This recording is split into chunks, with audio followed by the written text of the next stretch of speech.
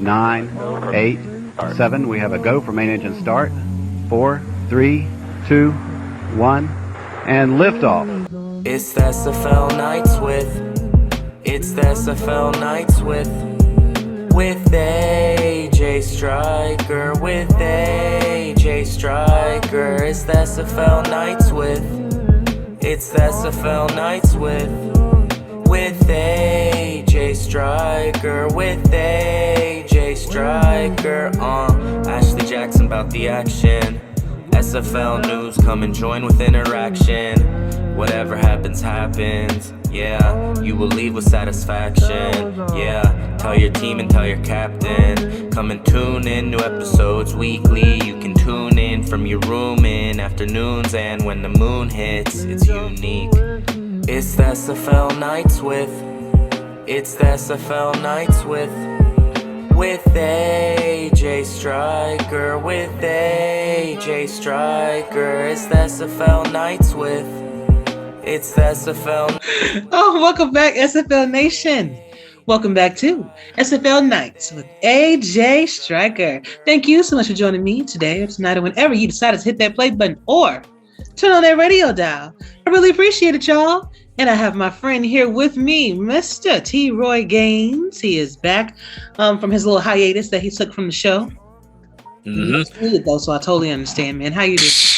Yeah, doing fine after recovering from that booster shot, but I think I need something else to recover from the Bengals just missing winning the Super Bowl. O-line was just, But it was a good season, though. It's a good season, but yeah, it stung a little bit. Yeah, no. It stung so bad that I was off.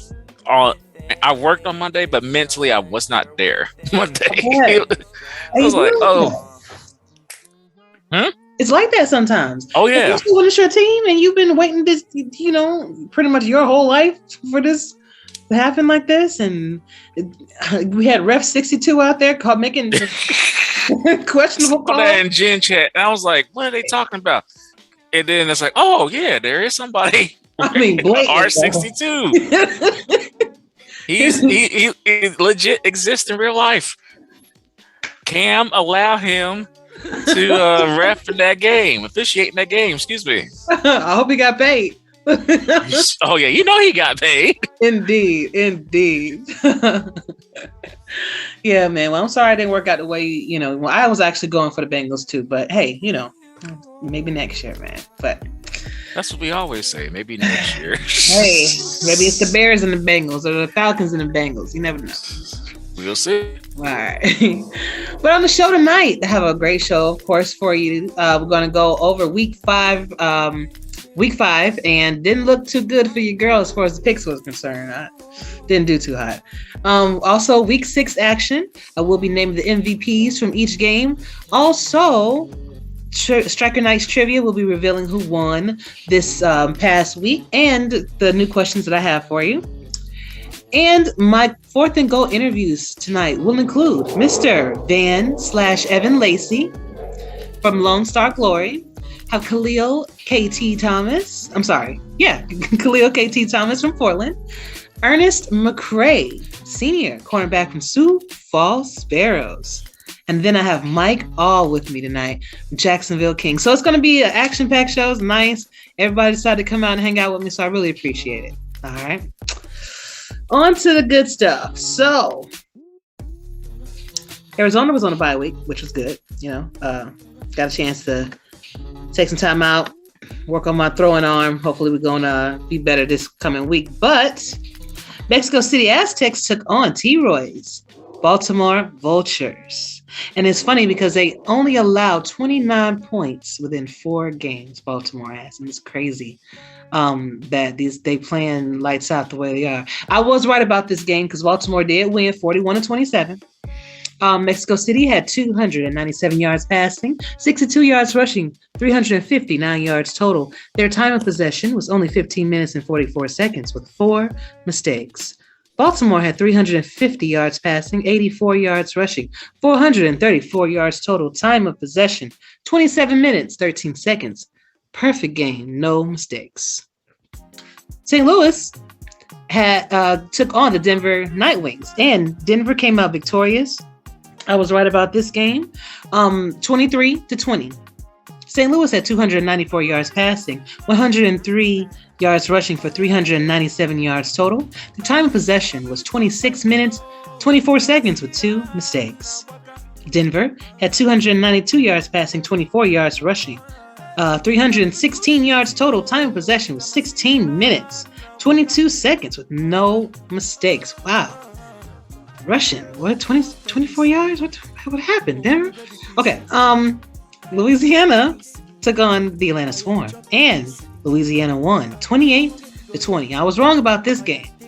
Louisiana had 243 yards passing, 82 yards rushing for 325 yards total. Their time of possession was 26 minutes and 39 seconds with no mistakes. Atlanta had 268 yards passing, 111 yards rushing, 379 yards total. Their time of possession was 17 minutes, 6 seconds with 5 turnovers. On the 12th, Lone Star Glory took on the Houston Hyenas, and Lone Star won 25-21. I was wrong about this game as well. Lone Star had 299 yards passing, 84 yards rushing, 383 yards total. Time of possession was 22 minutes, 49 seconds with 1 turnover. Houston had 275 yards passing, 105 yards rushing, 380 yards total. Time of possession was 22 minutes even with 2 turnovers. On the 14th, Valentine's Day, Fort Worth Toros took on the London Knights, where London won their first game of the season, 38-27. I was wrong about this game. Fort Worth did have 267 yards passing, 218 yards rushing for 485 yards total. Their time in possession was 19 minutes and 58 seconds with only 1 turnover. London had 369 yards passing, 91 yards rushing, 460 yards total. Time of possession was 23 minutes, 4 seconds with 1 mistake. The Carolina Skyhawks took on the Jacksonville Kings, where Jacksonville won in a fantastic finish in overtime, 37-34. Definitely best game of the day. Right there. Okay. Or the week, actually. So good. I'm gonna let you talk about that, man. That was dope. Just to see going into overtime like that too. Oh, 20 unanswered points. Okay. All right. Carolina had 317 yards passing, 144 yards rushing for 461 yards total. Time of possession was 21 minutes, 49 seconds with 3 turnovers.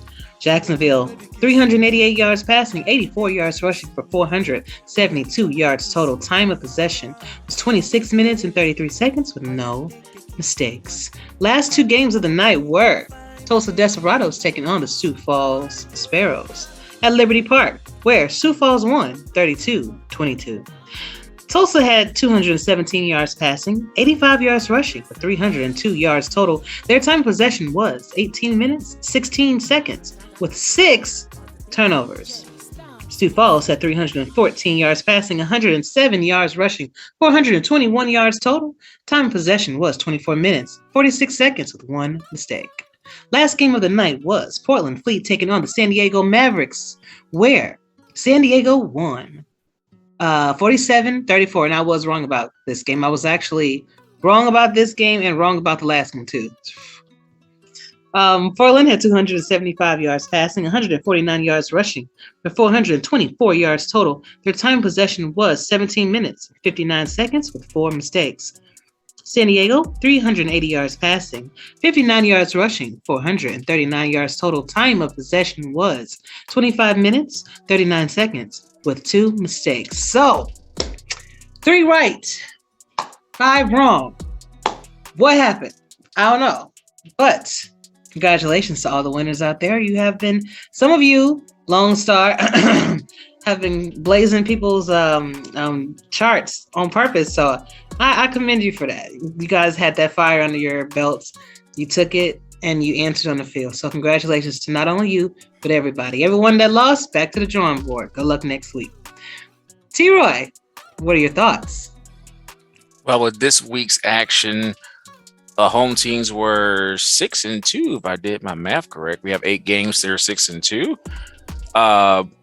shout out to Gunnar Lewis of San Diego against Portland. 17 receptions for 196 yards and 2 touchdowns. In that same game, but for the opposite, for the other side of the field, Ezekiel Love, 2 of the very impressive touchdown runs for that week, and somebody else actually may have beat him. He had just under 150 yards rushing on that day against in a loss against San Diego. In that Jacksonville, Carolina game, seemed like it was evenly matched. But there's one thing I want to talk about that made the difference. Part of that is the quarterback play from Jacksonville. Marcus Dunhill seemed to be returning to his old form. 388 yards passing, 3 touchdowns. Very important, though, the next one, no interceptions. And this is what leads into what I'm about to say. Teams that threw the most interceptions in last week's action lost. There were 1-7 in last week's action. 7 teams that threw more interceptions lost. Only exception to that was the London game, where both teams only threw for 1 interception. And that was Fort Worth and London, excuse me. But everybody else, the losing team, threw more interceptions than their opponent. That's one of the scary factors. You gotta take care of the football, and those interceptions allowed either the other team to come back or prevented them from winning. In like Houston's case, they was driving down the field trying to get the winning score and threw the interception near the end of the game that cost them that matchup against Lone Star. So yeah, you gotta take care of that football. And shout out to a lot of running backs this week that had great runs. Ezekiel Love had an awesome run, 2 awesome runs.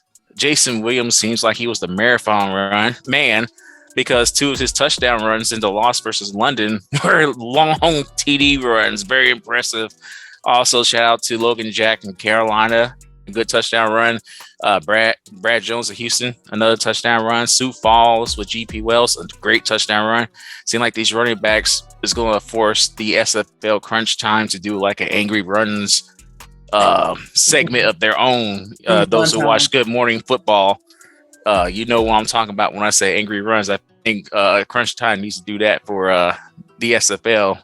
With all these exciting runs, not only from the running backs, but the wide receivers and the tight ends to make big plays too.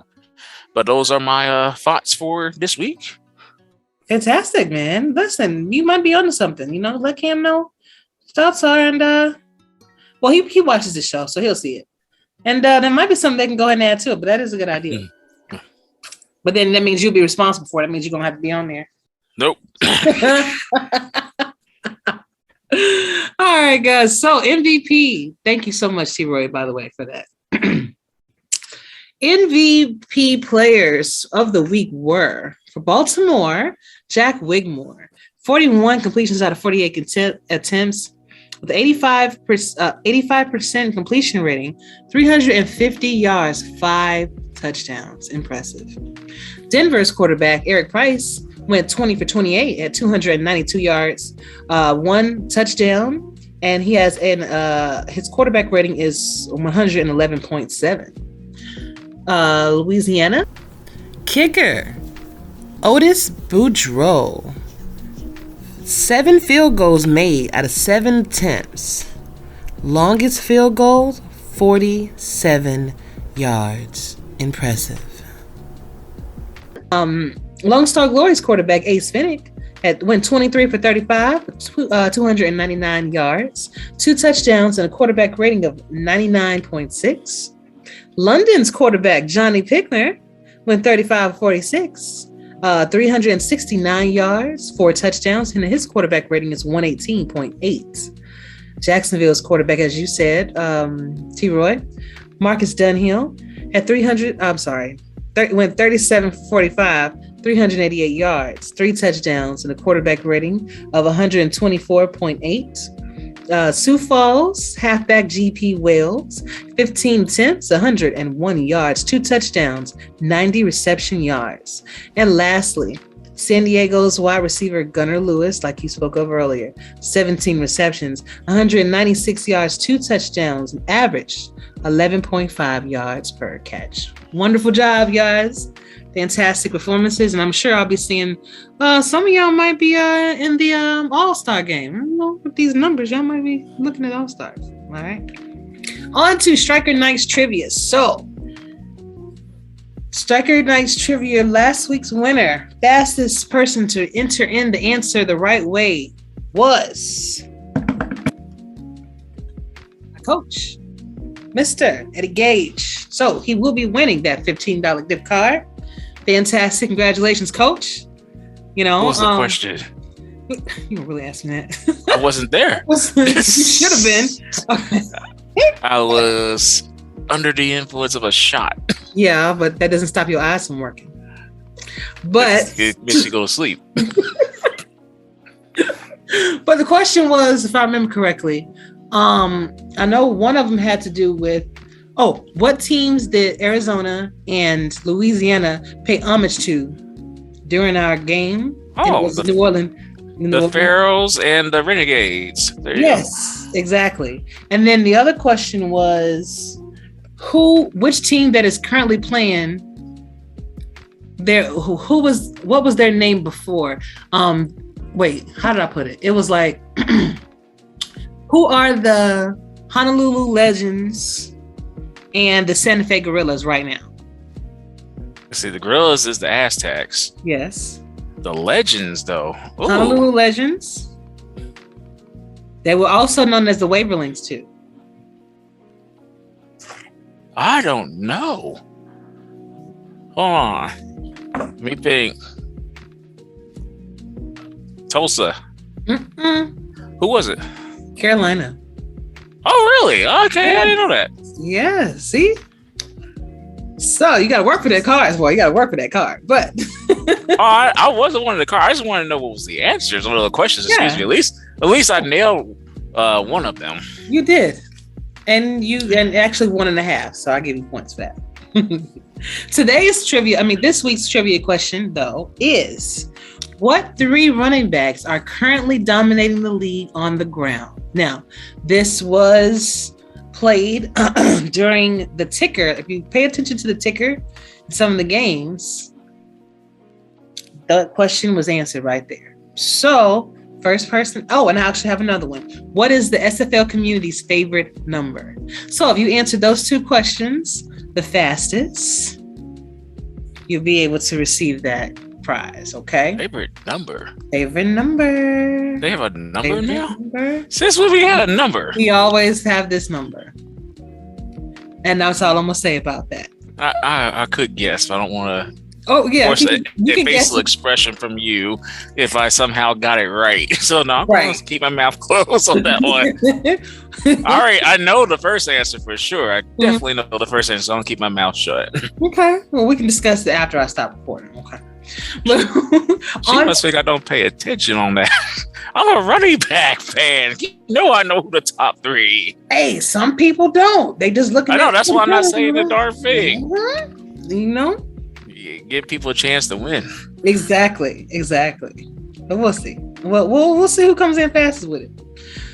Week 6 action will include on February 19th, the Houston Hyenas will be taking on the Fort Worth Toros at 2:30 p.m. Eastern. T-Roy, quickly, who do you got? I'll go with Houston on that one. Just a quick answer. I agree with you on that. On February 19th, Denver will be taking on the Arizona Scorpions at 3 p.m. Eastern. Who you got? You guys are scaring me, and it's not in a good way right now. I want to say it in a great way, but it's not. I'm hoping you guys prove me wrong. There's nothing against Denver, by the way, because I like both teams. And R.E. Mills is my former fullback. I'm going with Denver on this one, unfortunately. Okay. Gotcha. I'm still going with Arizona. Yeah. Gotcha. I want to say y'all, but I hope y'all prove me wrong. Please prove me wrong. Again, nothing against Denver either, because I like Denver. No, I got it. You gotta perform on the field. And the thing is, we haven't. So we got to do better. That's it. That's all it is. San Diego Mavericks taking on the Charleston Predators at 4:45 p.m. on the 19th. It's gonna be a hard game. That's gonna be a good one. I got San Diego. Ooh, I got San Diego. Where's that? They're at they're in Charleston. Ooh, in Charleston. It's hard to win in Charleston. And knowing them since I faced them back when they were the Red Devils in Indy, it's been hard to beat them at their place. I'm going with I think San Diego's still riding high. I think they found a nice balance on offense. So I'm going with the Mavericks. All right, then. Las Vegas Fury will be taking on the Louisiana Revolution at 5:15 p.m. Eastern at Stack 'em Up Stadium. I think I'm going with Louisiana on this one. I'm trying to see. They both. Oh, Louisiana just has played more games than Las Vegas. That's all. They have the same number of losses. I want to go with Las Vegas on this one. Okay. London taking on DC Dragons on the 20th. 5 p.m. Eastern at Lord Destro Production Stadium. Gotta go with DC on this one. They've been playing lights out. Kevin Peanut's scary. So, yeah, gotta go with DC. Kevin Say is definitely a great back. And I know London's up to the task to stop and running backs. So, the thing is, can they contain Say and the force the passing game to, from Shabazz take over? Yeah. I'm not saying Shabazz is not a good quarterback. He's a very good quarterback, but you want Kevin Say to not be as effective in order for them to win. This is hard, but I'm going to go with DC. All right. Indeed. The Atlanta Swarm will be taking on the Sioux Falls Sparrows at 5:20 p.m. Eastern. Now, keep in mind, guys, the channels that these games will be on, I will actually have in the description for you. Where's it at? Liberty Park. I think I'm going to go. Ooh, It's in I'm going to go with Sioux Falls. I think Atlanta needs to find a way to have Dynasty, protect the ball better. He's a very good quarterback. It's just that, last week's game, he did throw more interceptions than his opponent. That hurt them in the long run when it's all said and done. I am with Sioux Falls on this one since it's at their place. Okay. Lone Star Glory will be taking on the Mexico City Aztecs. 7:00 Eastern in Estadio Azteca. Ooh, I gotta go. Lone Star has been on a roll, but I think I'm gonna go with Mexico City on this one. Then it's gonna be a very close game, but I think they're gonna eat them out a little bit more. Mexico City is gonna have to force turnovers, which they are capable. They're gonna have to force, and then Matt Wilson, Hall of Famer. Unfortunately, had a bad game last week. Yeah, I think he's going to bounce back this week. I'm actually going with Mexico City in their bounce back game. Okay. Tulsa Desperados will be taking on the St. Louis Gladiators in Gateway Coliseum, 7:20 p.m. Eastern on the 20th. Going to be a good game. I want to go with Tulsa, but they show glimpses of brilliance. And then, then the picks will start happening, or the turnovers will start happening. I think when they find their stride, though, because they've had some really good games this year, this season. I think I'm going to give this slight edge to St. Louis, though. Just a more sure offense for me. Is that St. Louis? Yes. That's okay. Since that's St. Louis, we all know about APF2K8. Home field, even though it has gone down a bit, it still matters, especially around good coaching. It'll definitely matter. If Tulsa has Douglas Brown run the ball effectively, they should pull off the upset. So I'm actually going to go out on a limb. Don't hate St. Louis. One of my former Baltimore brothers is in St. Louis right now, Keenan Samuels. So I know they're going to be ready for the task against Douglas Brown, but I'm actually going to pick Tulsa on this one. Okay, interesting. Florida Storm will be taking on the Vancouver Legion at Canada Field at 9 p.m. Eastern. So Florida got to travel. It's at Canada, yeah. Them Florida, that Florida heat going up to that Canada cold. I don't. Well, remember they used to be in the cold. They used to be Alaska. That's true. I think. I think about Kendra Hall. Oh my gosh. And Tom Pepper and Robert Redford. But then you got the Hall of Famer. You got the Hall of Famers over there. Oh gosh. Who you guys here? I'll let you go first. I want to make it simple. I already talked about this in the recap. The quarterback that makes the fewer mistakes is going to win. I feel like I think both teams are really evenly matched. I'm doing a coin toss, and just based off the fact that it's in Vancouver, I know Mighty also, like I said, he should be a Hall of Fame coach. If you're on Mighty, I did not remember that. Please forgive me. I'm sorry, because you're one of the best coaches in this league, 150% sure on that one, and he's a great coach as well. I think Andy's going to be motivated because this will be a big win. If he knocks off Florida, I'm going to go with Vancouver, thinking that they will be the ones from making the fewer mistakes. You know, I'm going to actually go the other way with Florida because I felt like they are less likely to make. Both quarterbacks have been known to throw interceptions. I think Tom, he throws more, so he has a more potential, I believe, to do that. Unless they change it up altogether and go with the running game. I'm going to give it to Florida, though. This is going to be hard, man. These are some hard games. Both teams are evenly matched. Yes. Evenly matched. So it's hard to really call. So, guys, it's just our opinions, man. We're trying to base it on facts, but it's still our opinion. So just, Jacksonville. I'm going gut feeling on these. Okay. Jacksonville is going to be taking on Los Angeles in Full Moon Coliseum at 9:20 p.m. Eastern. Who do you have? It's at LA, huh? Yes. Here's a funny thing. This is so weird. Think about this. We had this matchup sort of just this past Sunday. An LA team taking on a team that is cat based. We did. However, I think that this cat team that's playing this weekend will be the one that wins. So I'm going with Jacksonville on this one. I concur with that. I agree with that. Listen, if Sully can minimize his turnovers and pick up that offense like I know he can, then they do stand a good chance against Jacksonville.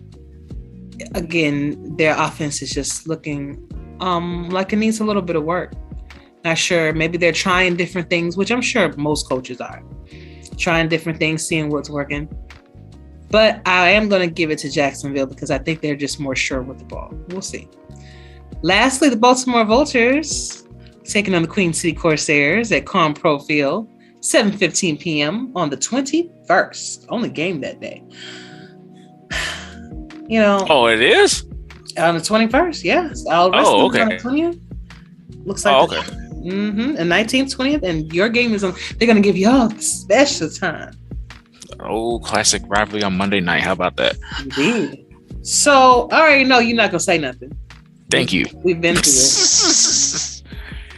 So, I'm going to go with Baltimore on this one. I think that you guys have been the dominant team this season. Coming off from last season, you still got that momentum going. Jack Wigmore is throwing 5 touchdowns with no interceptions, bro. You can't. If you're going to have games like that, then of course, of course you're going to be winners. So if y'all can keep up that momentum just like that, even though running game is is suffering a little bit right now for you guys. So if, get that together, maybe that'll make it even more powerful. But Jack got plenty of options. So, picking you guys. And with that, we go to my 4th and Go interviews. It's going to be fantastic. Stick around. What is up, SFL Nation? And welcome back to SFL Nights with A.J.Striker. My 4th and Go interview tonight includes this gentleman right here, Mr. Ernest Mcray Sr. of the Sioux Falls Pharaohs, their cornerback. How are you doing? I'm doing all right. How you? I'm doing pretty good, man. Thank you so much for joining me on the show tonight. Appreciate it. Yep, no doubt. Oh, man. So you have been around the league for when did you actually join the league? I joined it around November. Okay. Yep. Rookie. So this is gonna be an interesting. This is gonna be an interesting take from you on how your experiences, because you just now joined the team and everything, and so this is gonna be great. But before we start, let's get to know you, since this is your first time on the show. So a little information about yourself. If you want to share your name and your age, you can. If not, I understand. But what's your hometown? Interesting fact about yourself, and your favorite NFL team. Ernest Mcray Sr.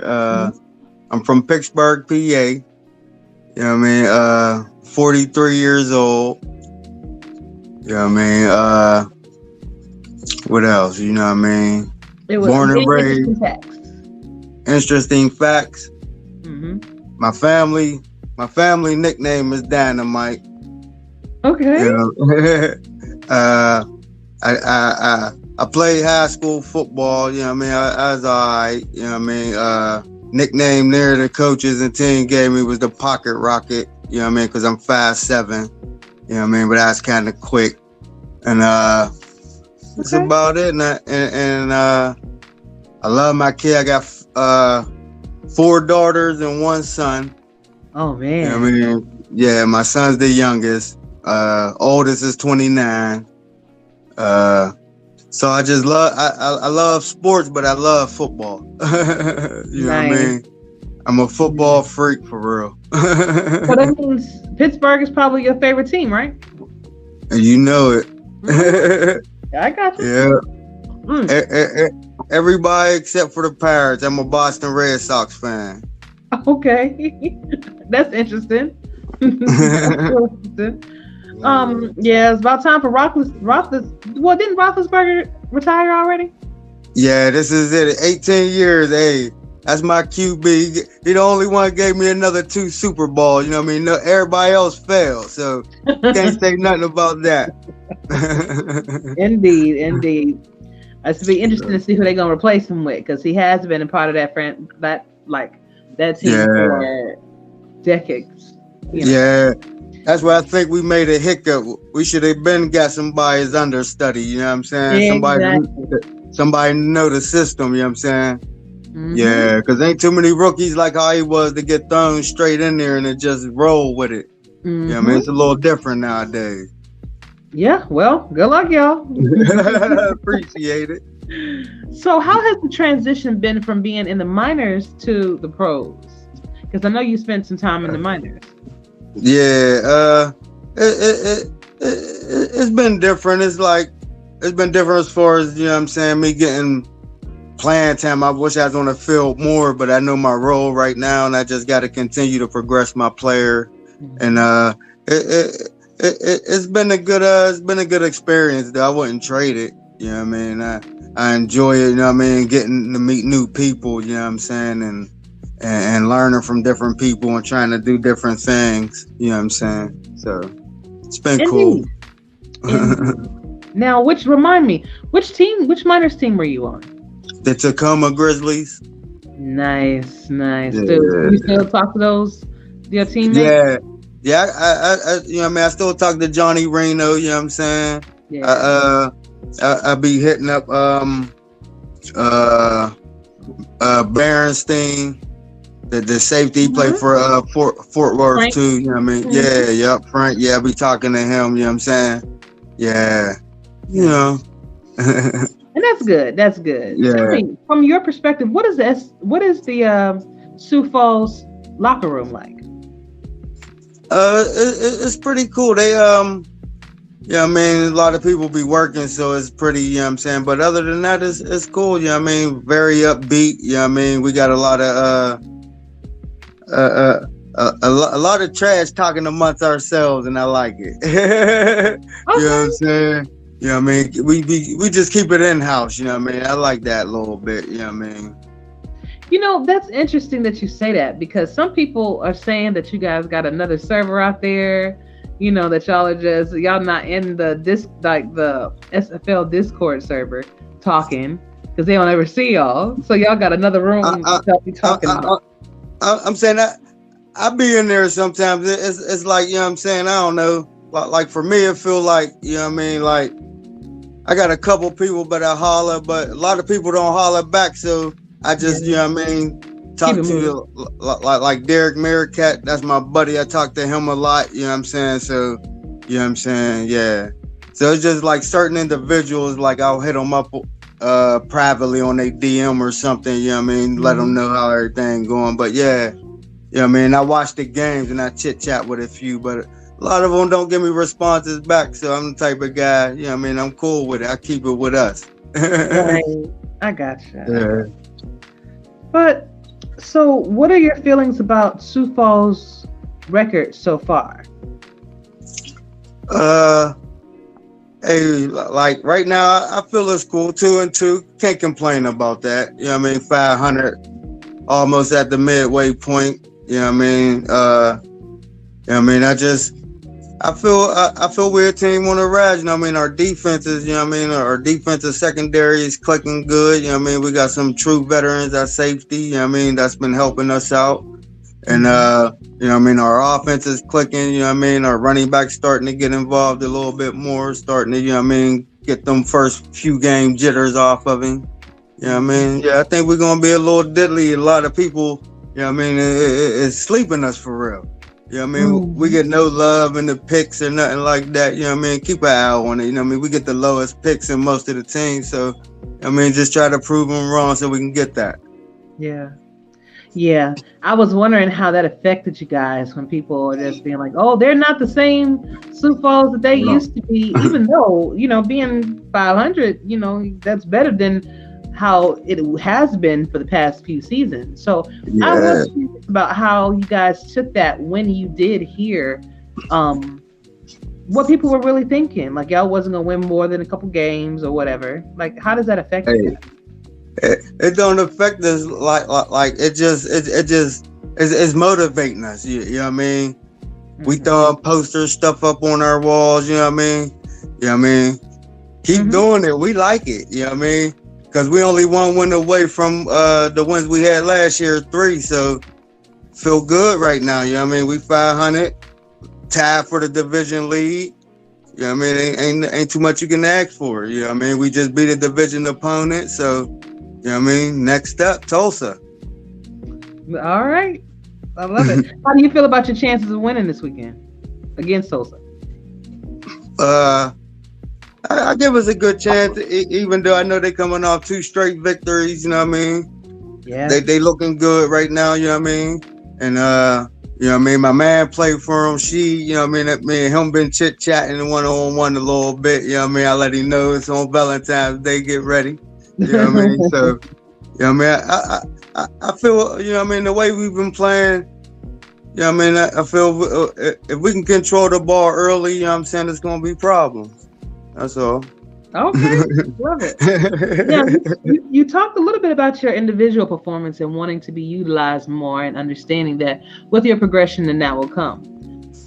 Do you have any particular players that you would want to model your player after to be as effective, or do you have like a plan as to how you want to progress your player to be more effective? Like a couple of players like that I've been seeing, you know what I mean? I think he's a safety on your team, that Gage, you know what I'm saying?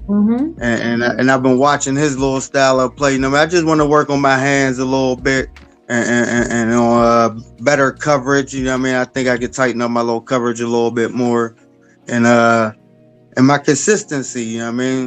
As long as I keep building them things, I think I should be all right. You know what I mean? I'm all right with the role I'm playing. You know what I mean? You know what I mean? I just got to step it up. You know what I mean? Basically, you know what I mean? And you know what I mean? As long as we winning and I'm doing the things that we got to do, you know what I mean? And I'm good. As long as I make them key tackles, you know what I'm saying? To stop them on the third down or something, you know what I'm saying? Mm-hmm. I'm all right with that. But it'll come, you know what I mean? It will. It sure will, you know. And it's important for you not to get starry-eyed about the animations too soon. You know, just make sure that your attributes are really good. You know, your foundation is good. Yeah. And then you'll be good, you know, because the animations will come. You know, you just want to make sure that base is good. But okay. Now, do you have any aspirations of being anything more besides a player? Do you want to maybe broadcast? Do you want to be on the stats team? Do you want to try maybe scouting if you get the game, that kind of thing? Yeah, I thought about that as scouting, you know what I'm saying? I was thinking about broadcasting or something, and you know what I mean, or trying to do a little lot like journalism, a little writing or something. Okay. You know what I mean? You know what I mean? I done threw that out there a little bit. So, you know what I mean? Anything to help, you know what I mean? Anything to help the league, I'll do. You know what I mean? Okay. And if you really, you know, you want to, I can give you the people that you talk to. You can talk to Mark Lopez if you're trying to get in the stats.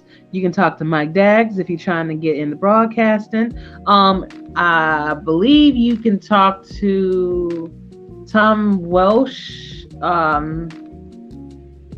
about writing, or Matt Slynn about writing, getting into the writing. But then, yeah, man, it's there for you. Whatever you want to do, whatever you want to experiment with. Like, hey, I always wanted to try this, you know, stats thing. Do it, you know, because this is a great opportunity. And then you're paying your money, you know, you might as well, you know, get the most out of it by being involved. Definitely. Adversity and trash talk. How do you deal with adversity and trash talk? I mean, you were a football player at one time, so I'm sure you lived that, you know. Yeah. The best way to overcome adversity is, you know what I mean, you got to slow yourself down and to see and to analyze and see what's really going on. And, you know what I'm saying? And once you overcome it and do it, you know what I mean, you can't really just go at it straight forward. You know what I mean? You got to pace yourself and do what you got to do. So, you know what I mean? You just got to work. As long as you work and work hard and know where your heart is, then everything will fall through. You know what I mean? Sometimes it take long, sometimes it don't. You know what I mean? Ain't no time limit on it, so you never know. Indeed. Yeah. And last question for you. What is one goal that you want to set, SFL-wise and life-wise, that you want to have accomplished by this time next year? So that means it's going to be this whole season. You got the whole next season as well. SFL, just to prove to everybody, and my goal in the SFL is to, you know what I mean, make the playoffs right now for my team and just try to be a leader, you know what I mean? And that's what I try to do sometimes when I be on the chat, you know what I mean? I just want to be a leader, you know what I mean? Somebody that they can go to, and somebody, you know what I mean, that'll be there and fight with you, you know what I mean? Right. Yeah. Okay. And what about in life? Is there any goals that you want to set? Just to continue to be a good dad, a husband, and a role model. That's all. And to help with it, and to help prove, you know what I mean, about these kids, the wrong stereotypes. You know what I mean? Try to help. You know what I mean? I've been working at this little community center over here with the homework with the kids. So, you know what I mean? Try to get their mind right, keep them straight. Yeah. So I just want to be a good role model and really just a good individual. You know what I'm saying? That's all. Okay. Indeed. Well, you are already on the right start, sir. And now normally at this point, I will be putting you on the hot seat, but you haven't been here long enough for that. But the next time I see you, we're going to have some harder questions for you. But yeah, I just wanted everybody to kind of get to know you. I wanted to get to know you and things like that, and you shared that you have been watching the content creator show, like my show, things like that for a couple of years. And I really want to say thank you, for anybody that's been rocking with me for that long, I know you probably heard the differences in quality. You probably, seen the different things I tried to do. So, and you stuck with me, so I appreciate it. Yeah, true. Because I used to watch it, like before because I called the commissioner up, I seen it on TV. I think y'all was playing, I forget who y'all was playing. And I heard that female name. I'm like, oh, I said, okay. Nice. What is it? You're muted. Commissioner, and that's what I did. And ever since then, it was on. That was around November. Oh man, do me a favor. Whatever you just said, repeat that because you cut out for like a split second. Okay, about you called the commissioner. I was watching that, and then I called the commissioner. Mm-hmm. You know what I mean? And he after that, we had a nice little conversation, and then from there, I signed up through. Mm-hmm. Yeah, because I've been watching it for like, cause I got a for the fans. I'm flicking through the channel one day. The Steelers was losing, so I was mad, and I happened to catch y'all, and I start watching it ever since. Real talk. Nice. Yeah. Nice. Well, we appreciate that, man. And Cam has done a really good job trying to keep this thing afloat, for over 10 years now, So, yeah. We had a nice talk. Yeah, he's a really good guy. He's a really good guy. But Ernest, it was a pleasure to meet you.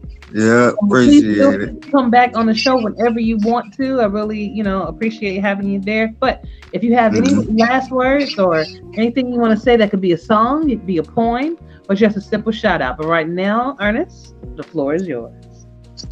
Yeah. Peace and kindness. Keep it like that. Peace and kindness. So love. That's it. Love y'all. SFL, baby. All right. Awesome. Peace. Thank you, brother. Yeah.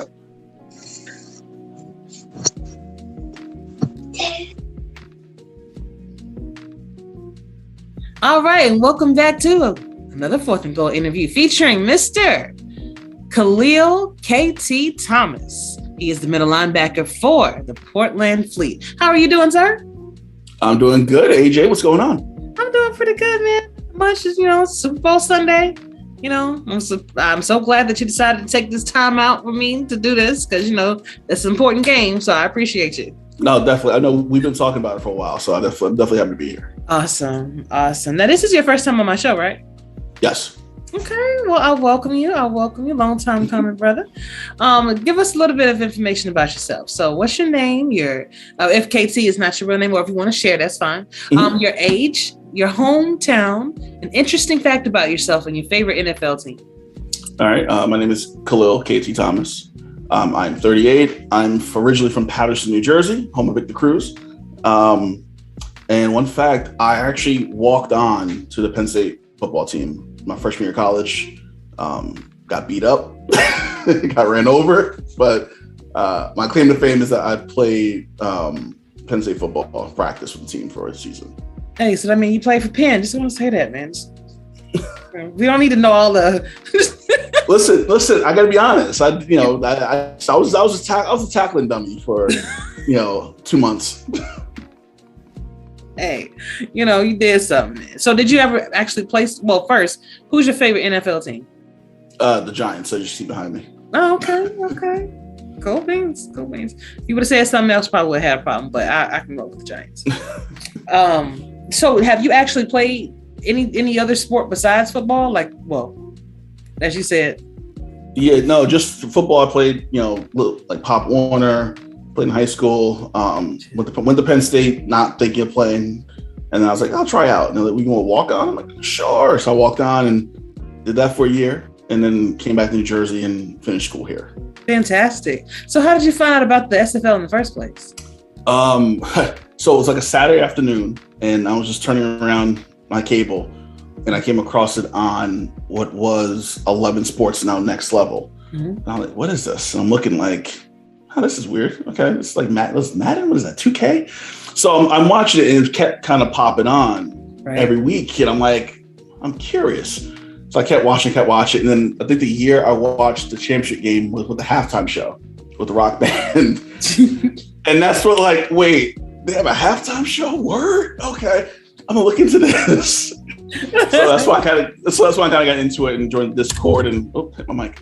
Joined Discord and kind of got involved that way. So I kind of bumped into it randomly. My wife was like, "What is that?" I'm like, I don't know, but I just kept watching it. Oh, that's good. I remember that halftime show. That was actually pretty dope. Yeah, that was a new idea that they tried out, and execution could have been a little bit better, but I was still grateful to see it. It was. Yeah, exactly. So when the day you joined Portland Fleet, what was that feeling like?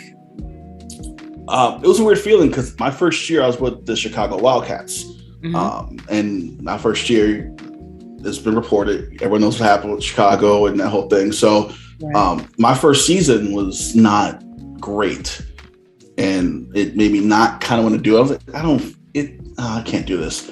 And then I spoke to Cam. Cam was like, what do you want to do? I'm like, oh, I'm going to free agency just to kind of check it out and get my feet wet. And I spoke to Jacob, owner of the Portland Fleet, and really cool guy. And I spoke to Ben Warner, who played with me in Chicago. We had the Wildcat Wisdom on YouTube. So, Ben became in. Ben got close really fast, and he's like, stay in the league. Just figure it out. So I'm talking to Portland, and me and Jacob hit it off. And Jacob's like, yeah, let's do it. And I was like, okay. And then I was going to Portland, and then Ben's going to Portland, but we couldn't tell each other. So it was like kind of secret. Wow. So we're like, who you talk to? I didn't talk to anybody. Who you talking to? I don't talk to anybody either. And then it came out that, he got signed, I got signed. And we're like, oh, you didn't tell me. He's like, you didn't tell me either. I'm like, I couldn't tell you. So it was a good experience, especially after that rookie year, which was just kind of like controversy and turmoil and stuff like that. So it was good to kind of build an organization that, everyone seemed really cool. The owners I was on the phone with Jacob for 25 minutes, first phone call, just talking. And I was like, that's a really good feeling. So it was perfect fit when I joined Portland. Hey, I'm glad to hear that, and despite all the turmoil, as you put it, that happened, I'm glad that you decided to stay, because that could be a turn off for anybody, especially when you have these expectations and then all of a sudden things are not like that. And you're like, okay, I don't know about this, but yeah, it seems like you fit really well over reporting. How close are you with Mel and Nelson Lozano? Well, Nelson got me on his show. He's like, what do I show? I was on twice. And then we kind of did a Monday night show. Right. And I was like, so me and Nelson, I was like, Nelson's cool. Mel's my mentor. Mel, beginning of the season, he talks to all of us about progression and me being a linebacker, him being a linebacker. And he kind of explains, the job, especially I went from D end to outside to inside this year. So I'm with him. So he's kind of mentoring me on like, hey, progression is what we should focus on. This is what you need to do. So Mel has been a huge help in kind of figuring out the progressions and keeping it, when I look at the game, looking at it kind of differently than just watching the game, actually looking to see what the linebacker core is doing, stuff like that. So Mel's been awesome. Nelson is one of the best, not just GMs, one of the best people in the league by far. Absolutely. Nelson is a really good guy. Go to him, talk to him about anything. He'll be able to help you. And if he can't help you, you'll find somebody that can. Exactly. Great guy. Now, tell me about your season so far, because it's looking kind of it's looking kind of like you guys have opportunities to improve. Mm-hmm. I mean, I feel like, first of all, I think we're a second half team. I think we've kind of shown that. I feel like the early in the season, we kind of stumble, we kind of find ourselves late, but by the time we find ourselves, it's too late. So we're always a second half team. I think this year, we're close. And I think that's the one message that Mel and Jacob and Nelson, they say we're close. We aren't getting blown out. These games are close, and it's football. So it's a couple of bounces here and there that's going to determine whether you win or lose. And it just so happened a lot of bounces so far this year aren't going our way, but we are close. And like I said, I think we're a second half team where, and I feel like when I watch the games, people are starting to kind of realize, okay, Portland's not a bad team. Portland's closer than what many probably think that we are. But it's football. It's game of bounces, game of inches. So I think we're close, but we need those inches and those bounces. So what do you think needs to happen for Portland to get over the hump today? Because right now it's just it's 0-4. And there's still plenty of season to go. But what do you think you guys need to do to get over that hump? I think we just got to complete games. I think games where we play really well and then we hit a lull. And I think that's around the league. I also feel like the league is very even, and the competition's gotten better since I joined, before I watched it. So I feel like there's so much parity where, we make a mistake, the other team's going to jump all over it, because there's not one team in the league that's like a pushover that you're going to knock out all the time. So I feel like, it's not so much what we have to do. I think it's just circumstances. It's just certain things that has to go our way. And I feel like sometimes they just never do. Well, we score and we go 2 touchdowns, and, we might hold them to a field goal, but then, we don't score ourselves. So I feel like some of it's self-inflicted. Some of it's just like the game itself. Now, your middle linebacker player himself, what do you think of his performance, and what would you like to see him do a little bit more of to help the team? I think I'm still getting, like I said, I'm getting adjusted because I started at the DNs and then moving to outside, then moving to inside. It's a huge jump. Going from DN to outside linebackers jump, and then going from outside to middle is a huge jump. And that's why I spoke to Jacob on off season that with your pass rush ability from DN, it makes more sense in the scheme that we run, the hybrid 3-4. You should be in the middle to go get that quarterback when the time comes. So for my players, really just kind of learn the game, becoming better in coverage, because a lot of teams go a lot of 3 receiver sets, and sometimes I'm on the field, sometimes I'm not. But when I'm on the field, and it's not just fullback running back 2 wide receivers, I have to be ready to go out there and stop a tight end or stop a receiver if it's a 3rd receiver. So I think my player not there yet at all. I'm not close to where I should be. But I think throughout the season, I think I'm seeing a little bit of adjustments, little tweaks and little things. And that goes back to Mel and, the conversations about the player progressions and going over what the players should really be as middle linebacker, in addition to the pass rushing ability, but just knowing coverages, strength, speed, that stuff like that. So I think, I'm definitely not where I should be right now. I definitely think as the season goes on, you'll definitely see a better KT at middle linebacker. Indeed. And, it's a learning curve, when you add new players, you have, with the roster expansion, you have to add different players and incorporate their player builds into your team build. And sometimes, it takes time for those progressions to kind of catch up and things like that. So, you guys were on the right path, and, it's like I said, it's still plenty of season left. So my thing is, I want to know, what is the general atmosphere in the locker room, because you guys haven't won a game yet? Are you still hopeful? Are you kind of somber? What's the... I mean, you hate to lose, right? You want to win it. You want to win every game. You want to go undefeated, win the championship. Surprisingly, you would think at this point, with the season not going our way, it would be negative and everyone would be down, but everyone's still up, and everyone comes to the locker room. Everyone's still like, we got it. And great run, Zeke. Great hit, Mel. Everyone's still up, and I think that's going to kind of what's going to make or break the season a lot of times. If everyone's kind of down, not showing up, not talking, I feel like that creates an atmosphere. And like I said, I went through it, so I know what that feels like.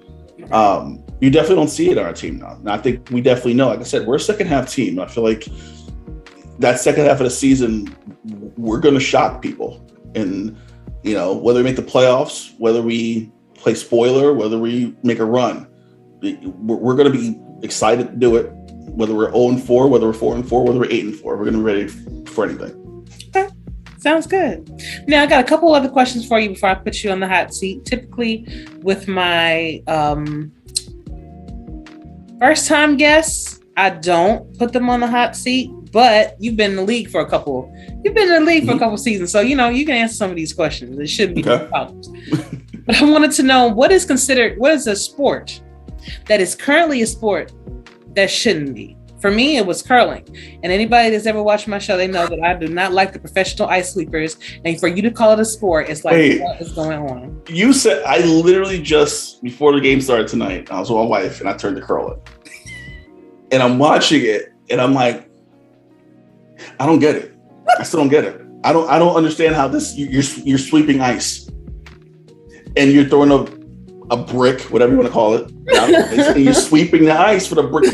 I don't get it. No, bro. Yeah, No. That's, I think I agree with you. I think curling is one of those things that should not be a sport. I think I've tried. Don't get it. Me too. That's why I was like, nah, I can't get with that. You ain't gonna tell me this. Easy sport when I'm old and I can't really do much. So I can definitely do that when I'm older, but I still don't get it.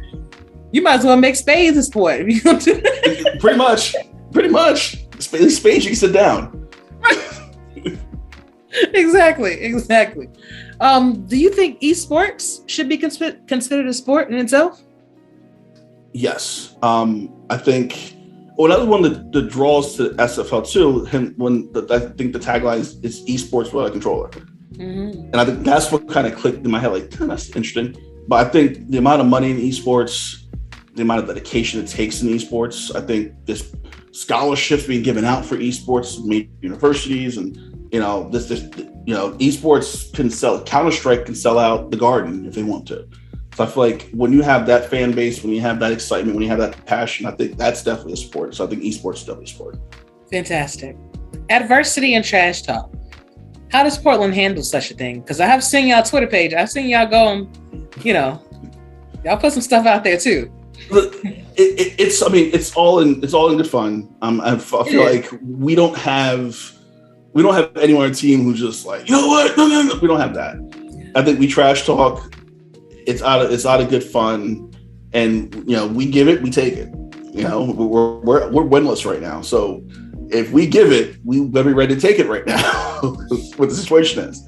But I think trash talk is healthy as long as you keep it in a respect mode where even though you're trash talking, you still respect your opponent, and you're still going to bring, like, at the end of the day, good game, win or lose. Indeed. All right. Well, that was some good questions. Thank you for answering those. And now you have officially graduated to the hot seat. So these are going to be some rapid fire questions that I ask you. And I would like for you to just tell me what's on the top of your head. Don't overthink it. I do see people, they get kind of stuck and things like that. I understand sometimes you got to kind of think about it, but just let me know what you're thinking. All right. Okay. All right. So, best player on Portland's offense right now. Ezekiel Love. Best player on the defense for Portland right now. Mel Davis. Player that needs work on offense. That needs work? Yes.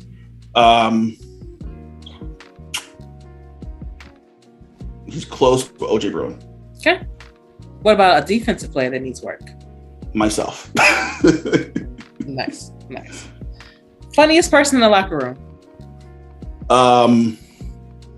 It was John Truzman. I know John Truzman's going back to the minors, but John Truzman, whenever Zeke hits a hole and breaks a big run, you hear in the locker room, that was a great block, because he made the block.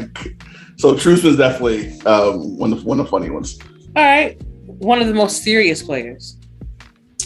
Probably Mel, because you can tell kind of in the locker room, even though the audio's off, obviously he's showing the game to us in the locker room, but you can tell how he feels, good, bad, indifferent.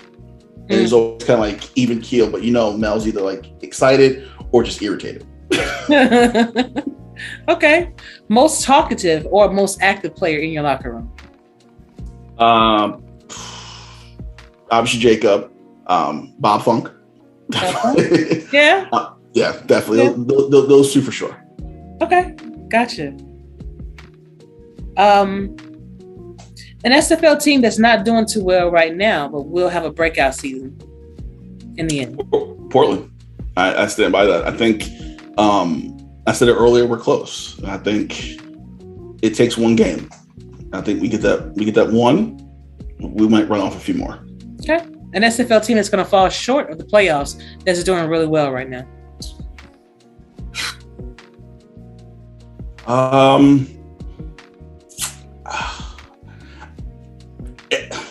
I can't say only because every week, I don't know, when I did the show with Nelson, I would say, that team, I don't know.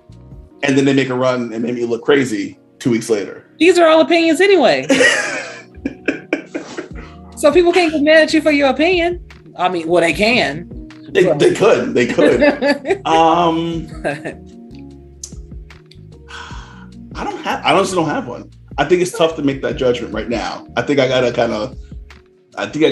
need a week before I can make that answer. Okay. I'll let you skate with that one. Okay. Best receiver that's not on your team. I can't remember his name. Oh, I'm going blank. What team? Receiver, I believe he's Gabriel Manning. Gabriel Manning for Tulsa. That he still gives me nightmares from when Chicago. We played when I was in Chicago, and he burned us receiving and burned us on returns. Oh man! That to this day, I hear the name Gabriel Manning, and I'm like, oh, so you kind of like Bo Martin Jr. and Mac Chima. He still has dreams. Yeah, and like I know, like it was years ago. It was a couple years ago, but I still get the name Gabriel Manning. I'm like, oh God, no. I get that. Who's the best running back that's not on your team? I've always been a fan of BDG Hollingwood. I think the combination of him running and his pass catching was always something that kind of drew me in. And that was one of the first players I kind of caught up with when I was a fan. I was just watching.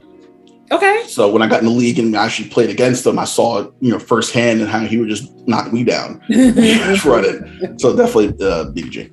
Just be dragging people down. Oh, I'm like, I gotta get my strength up. I gotta work on that in progression. I don't know what's going on. Gotcha.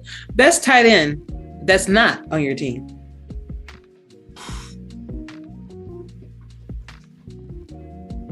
See, that's not on my team. That's not on your team. No, I'm gonna lie. I'm saying Nelson Lozano. How you gonna say Nelson? Listen, I gotta say Nelson. I'm gonna give him props. He's the best tight end in the SFL. Not. No.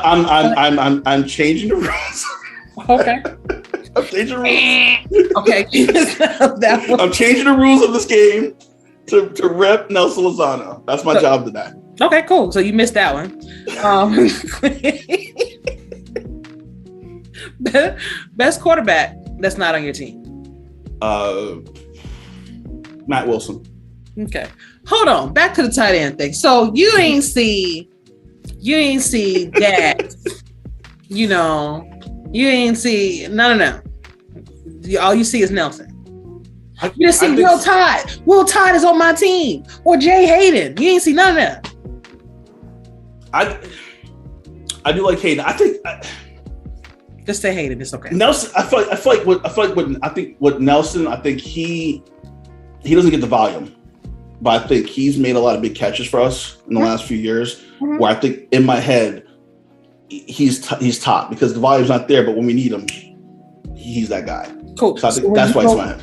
Okay, cool. So when you go to another team, that could be your answer.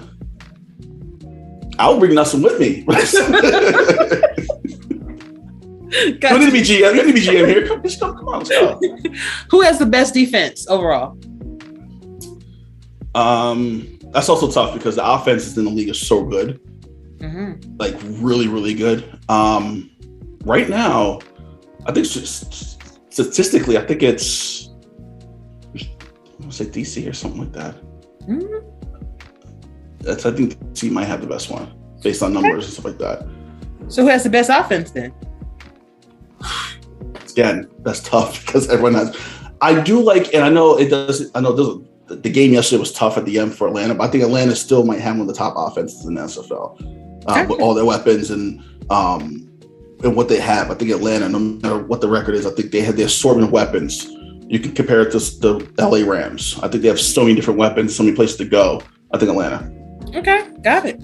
LA Rams is losing right now, by the way. I know. I got my prop bet, so I'm good with them right now. Got it. 3 more questions. Name an SFL team that is underrated. And we've seen them. We've seen a lot because they're in. I think San Diego. I really do like San Diego. I really do think they're kind of like they're like us. I feel like they're not too far off. Newer franchise. I think you give them another.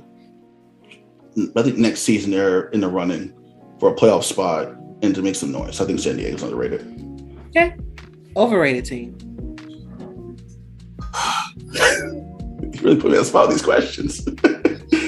I mean, you answered the other one so eloquently. I'm sure you can do this one. Overrated Baltimore. Okay. Got it. Who will be the season 18 champions? Baltimore.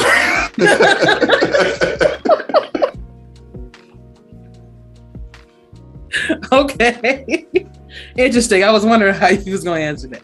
But okay. Good deal. Good deal, KT. Yeah, the next time, you know, get them all right.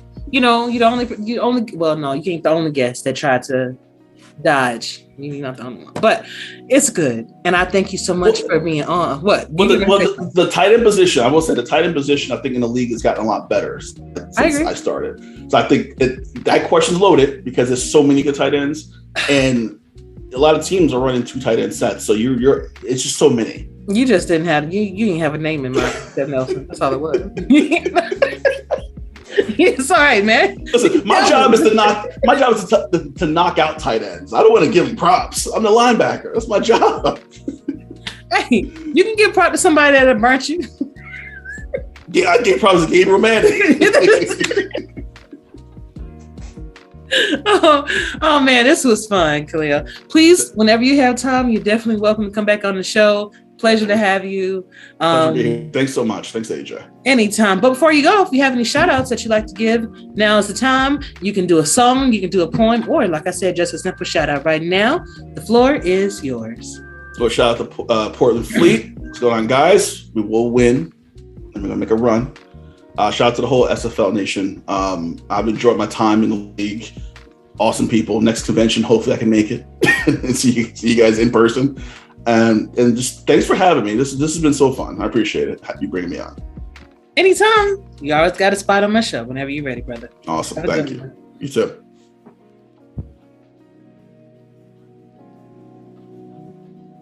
All right, everyone, and welcome back to my 4th and Goal interview with Mr. Van Lacey. He is the free safety for Lone Star Glory, but he is playing under the name Evan Lacey, which is his son. How are you? I'm great. I'm awesome. It's another glorious day after a victory. See Bo Martin Jr. rubbing off on you already, huh? Yeah, my fellow. Surprised he not here. He's here in my heart. Bo's in my heart. He's with us in spirit.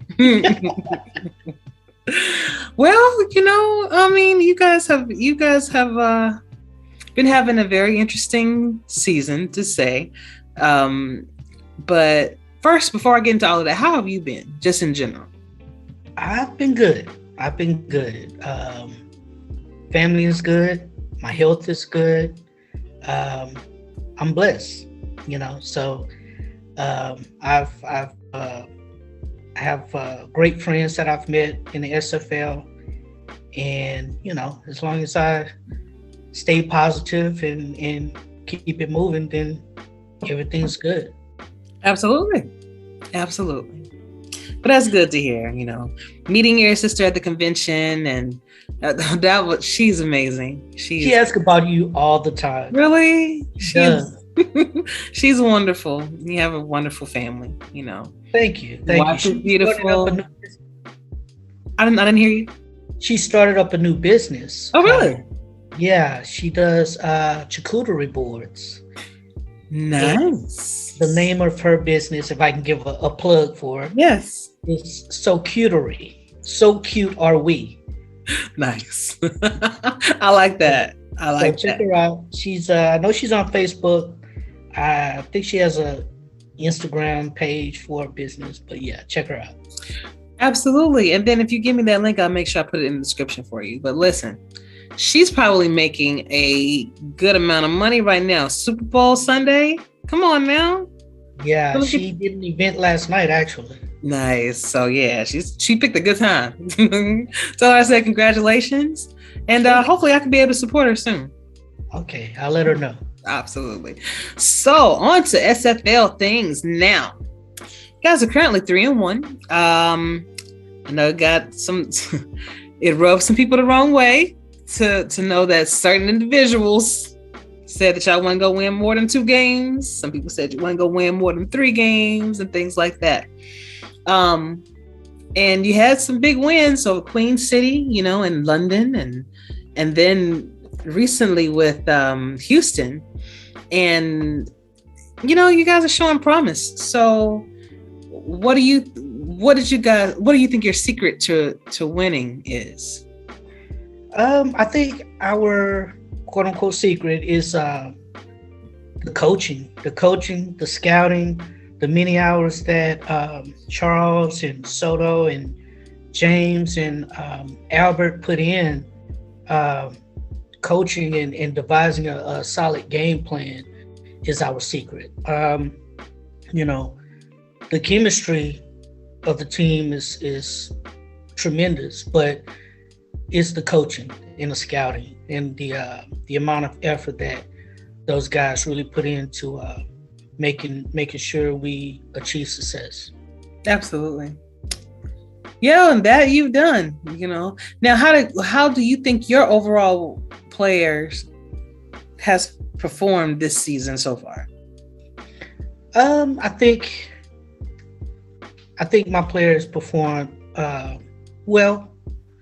I want to do better. I feel like last night was I had a pick that fell through my hands, but I had a lot of tackles and passes defense. You know, I was looking at the stats earlier. I think I have 7 pass defense already. Okay. Yeah, I think. Don't. Yeah. I know it's at least 5, but last night, pretty good. Yeah, yesterday's game against Houston it just killed me that I didn't catch that interception. But hey, next week I'll get one. Okay. I'm curious. So, what's the locker room like when you guys are winning like that? Like, you know, you're starting to prove people wrong that was talking smack about you guys earlier in the season, like before the season even started. Right.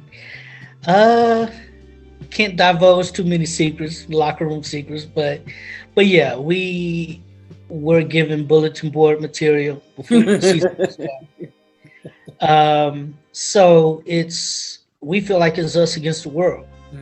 We have each other's back. And now yesterday, I am going to say it was very tense in the locker room. We did a voice chat, and, you know, Houston had our number for most of the game. And they're, you know, I'm giving all praise to their coaching staff, but yeah, they really did have our number for the most part. And, but, you know, we didn't lose hope in the locker room. We, you know, joked around, clowned around. And then that fourth quarter, our offense just opened up, woke up. Yeah, our offense woke up pretty much and started, you know, going towards the quick passes that were there. Even in the first quarter, you know, the quick passes were there, but I think we were going for more of the longer passes, and that defensive line was just eating us up. But once we went towards the quick passes, then we were able to pull out the victory.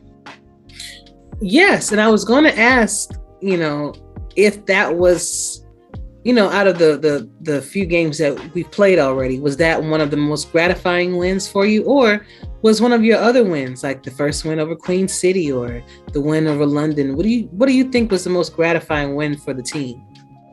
I think this past victory over Houston, especially since they are Division 4, was the most gratifying.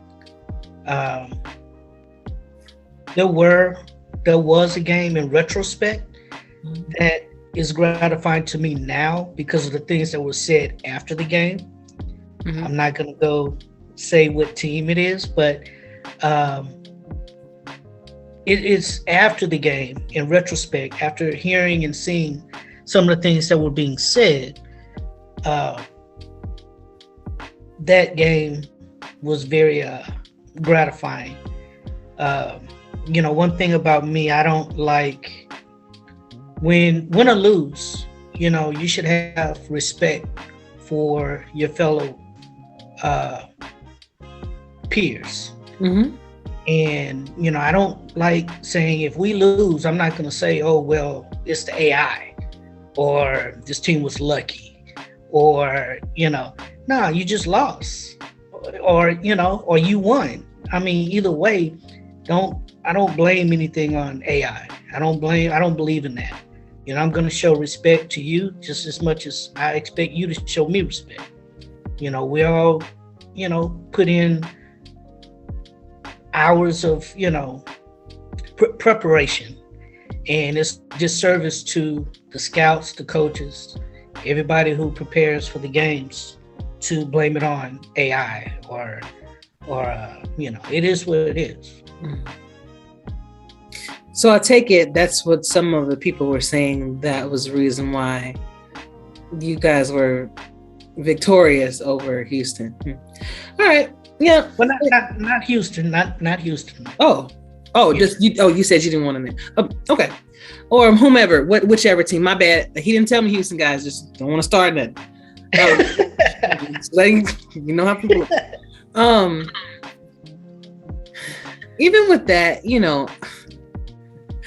people have to also understand that coaches, like you said, put a lot of time and effort into this kind of stuff. Everybody does. That's working in the front office.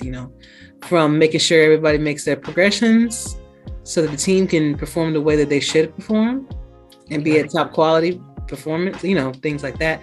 And for coaches to run these sims and stay up most of the night doing this, it's a lot of stuff involved. And I think if people understood that, they would be less likely to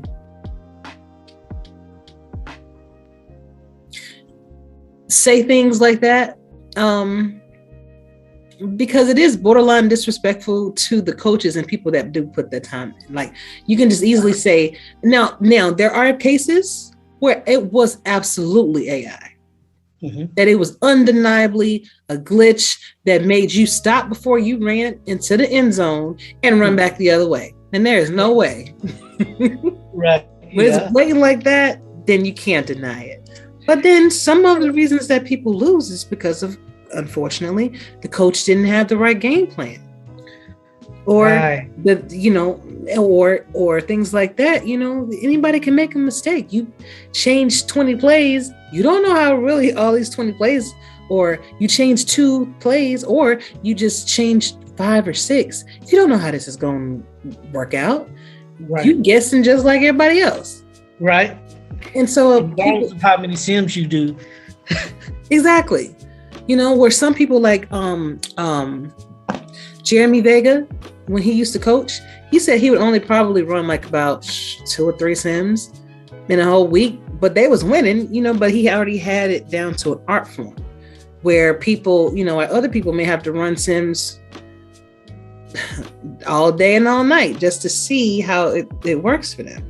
So just don't be like, it's cool to have the trash talk, it's cool to have the jawing back and forth, but just don't be disrespectful with it, because people take things differently. That's all. Like, even when Atlanta did their little stunt, with us and that whole thing, I'm like, yeah, it kind of pissed me off, but at the same time, I'm cool with most of the players over there in Atlanta. And I let them know how I felt, and I let them know that when we saw each other again, that's not going to go down like that. But other than that, it's communication. Right. Everything. Yeah. But I did think about you when I saw that, and I wondered. I knew it was getting under your skin. And, yeah, it was. But you held it together. Mm-hmm. There was a point in time that I didn't. There was a point in time when I was a rookie that happened, and I was going off like, who did put that out there? And I would go right to the owner. No, this is some BS. I don't understand why you calm down. It's a game. Yeah. Let you know how I feel, but sometimes it's hard to keep that into perspective. But it is, because you're invested in the player. You're invested in your team, and you want to see your player do well. And when he or she does not perform up to the standards, or, it might be something that was out of your control, and then all of a sudden, well, I told you using. Oh, okay.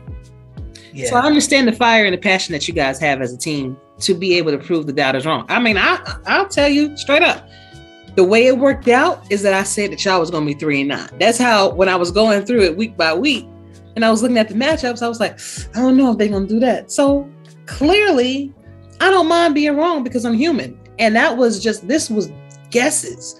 But some people took it like, oh my God. Yeah. I can't believe, again, calm down.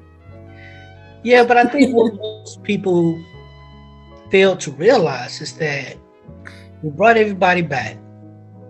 We didn't lose one person. Yeah. Just natural progression. In fact, we added a fullback, punter, a kicker. So just natural attrition, so to speak. We're going to be better. I mean, last year was, we didn't make the playoffs. We almost made the playoffs, but that was a season of transition, a season of rebuilding. Mm-hmm. We had some major pieces leave. Absolutely. I totally agree. Right. So people didn't take that into account. True. And sometimes, like in my instance, when I said that, and I'll just open up a little bit about it. When I was doing it, I was basing it on the performance from last season. I was basing on the performance that, yes, you do have these new players, but it depends on how well they mesh together with the team in the grand scheme of things in the team build. And so until you're able to see how those pieces are going to work. Like when we lost the Hands brothers, we didn't know exactly, besides the sins, how Ryan and Kiner was going to work for us in what we like to do in the grand scheme of things. And so now we are working with their builds. We're working with different plays that could work for them until we get them where they need to be. It's not that you give up. It's just that you find a way to make it work. And you guys are finding a way to make it work with the pieces that you were given. Smart coaching, great decisions by the general manager to help pick up those players that you needed. So congratulations and kudos. I don't mind being wrong. I already knew I was going to be wrong about a lot of it because this is a lot of stuff to go through, Yeah. And it's a guess. You don't have, it's impossible for you to have a good knowledge on every team in the SFL. Right. It's, especially before the season even starts. Exactly. Because you're basing it on the schematics and the trends from last season. Right. And, I didn't know you adding a kicker, like who's to say they're going to make all their kicks,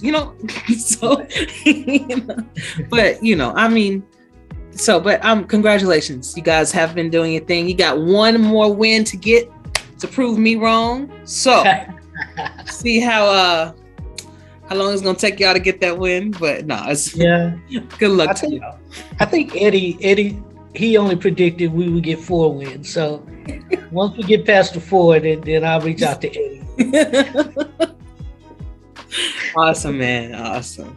So tell me, were you able to look at Crunch Time yet? Have you ever seen the SFL Crunch Time, the new show yet? I think I've seen one.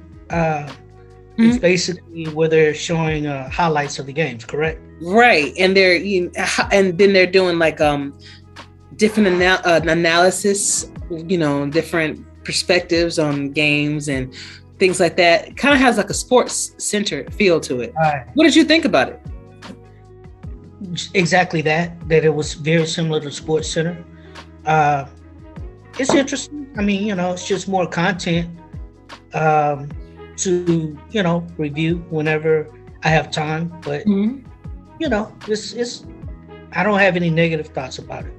Good. I mean, good. I think it's a different way to present your product. It's a different way to present it because every podcast has its different style, different angle.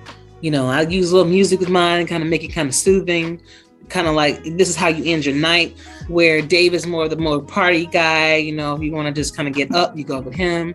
If you want to get just kind of that informational news feel, then you look at Tyler. It's just different things for different people. And I think Crunch Time kind of encompasses all of that and kind of, just gives it that feel like kind of, it's almost like a sampler platter of everything, So I like it.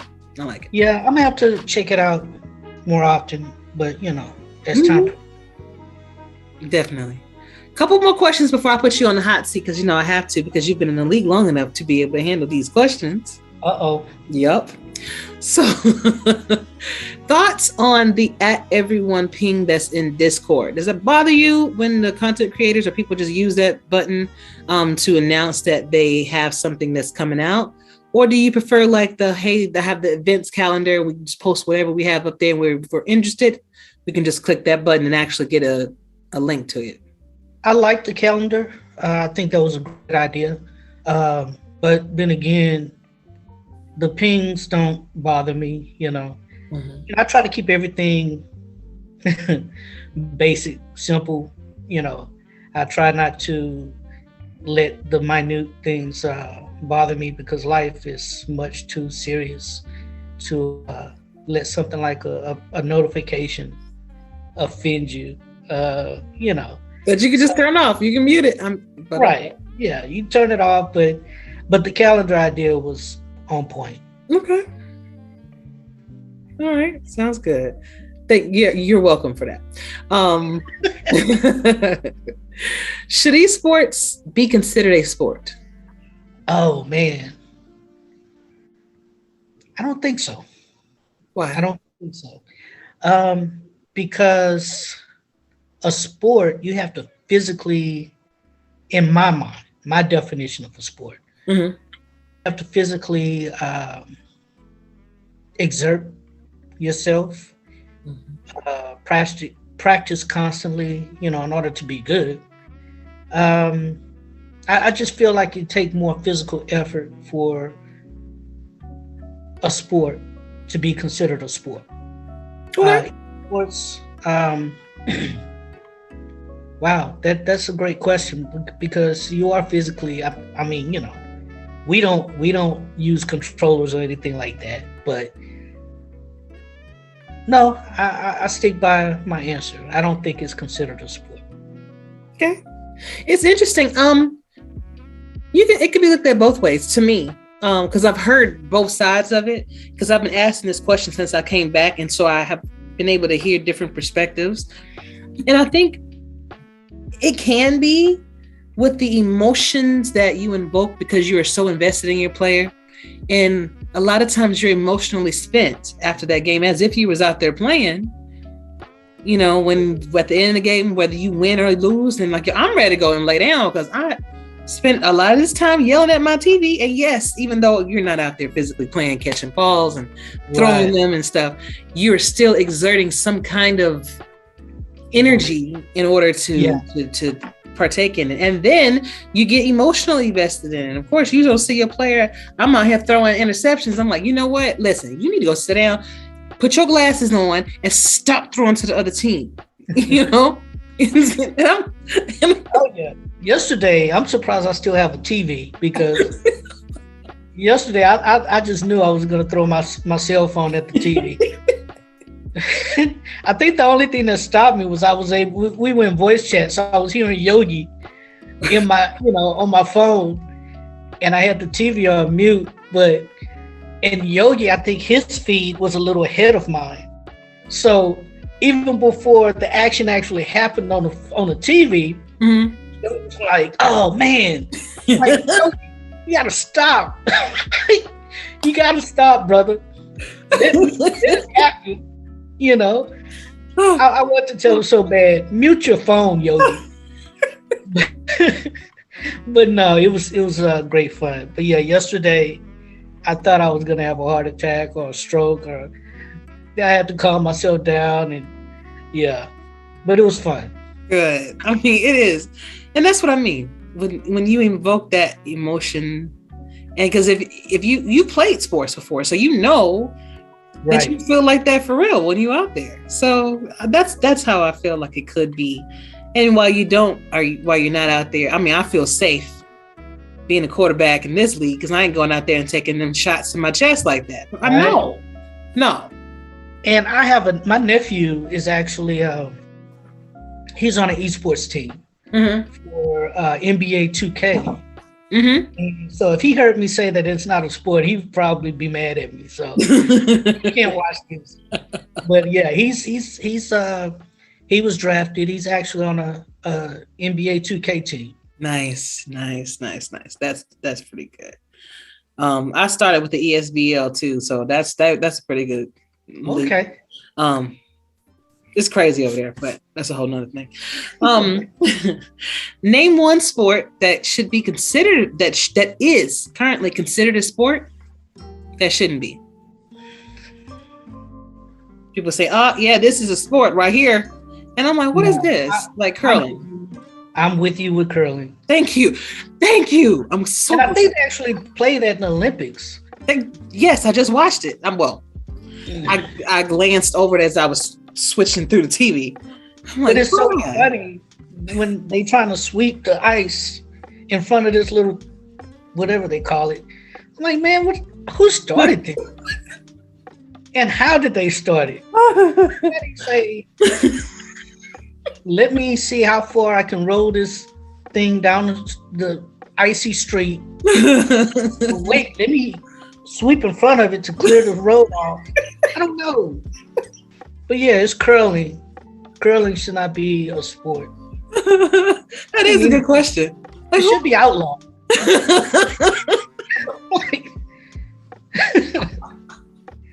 Thank you. My sentiments exactly. I'm not into the professional ice sweepers. You're just a professional sweepers. Yeah. I caught your show last week, and Isaiah brought up a good point with cheerleading. Before his point, I was thinking, because my daughter cheered for many years. And I was thinking, yeah, it's a sport. I mean, I've seen how much effort and energy he had to put into it. But the gymnastics part is a sport. But as far as, the verbal, just cheering somebody on, that's not a sport. Like, shoot, I'm an athlete then, because I cheer my team on all the time. Hey. Exactly. So we need to get paid for it. There you go. Sign me up, coach. Sign me up to a contract. Easiest job ever. Yeah. Awesome. Well, then, this was fun. But now it's time for the hot seat. Uh-oh. So, that means I'm going to be asking you some rapid fire questions that I just want you to answer as quickly as possible. Don't think about it. Understand, everybody, that this is just an opinion. Don't be going in that man's DMs talking about how, oh my God, I can't believe you said this, because I know how y'all are. So we're going to have fun with this. All right. Okay. Player for Lone Star that showed most improvement so far. Gunny. Player that needs work. Because he's a rookie, I'm going to say Mateo Privado. Okay. Fair. Which SFL team that's not doing too well right now is going to wind up doing very well at the end? Doing very well. That's a good one. Playoffs. They're going to make the playoffs. We can just say that. That's not doing too hot right now. I don't.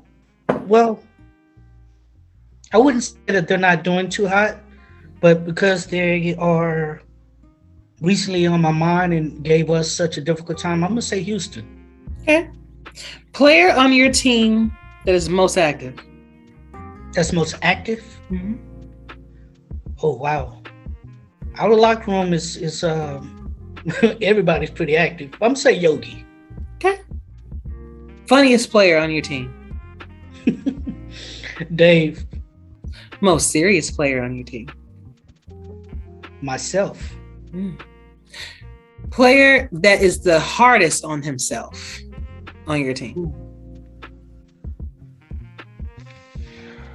Outside of me, I'm gonna say Gunny. A team that's gonna fall short from making it to the playoffs that is doing really well right now. Queen City. Best receiver that's not on your team. Mac and cheese, Matt Chima. Indeed. Both still thinking about that, man. Best running back that's not on your team.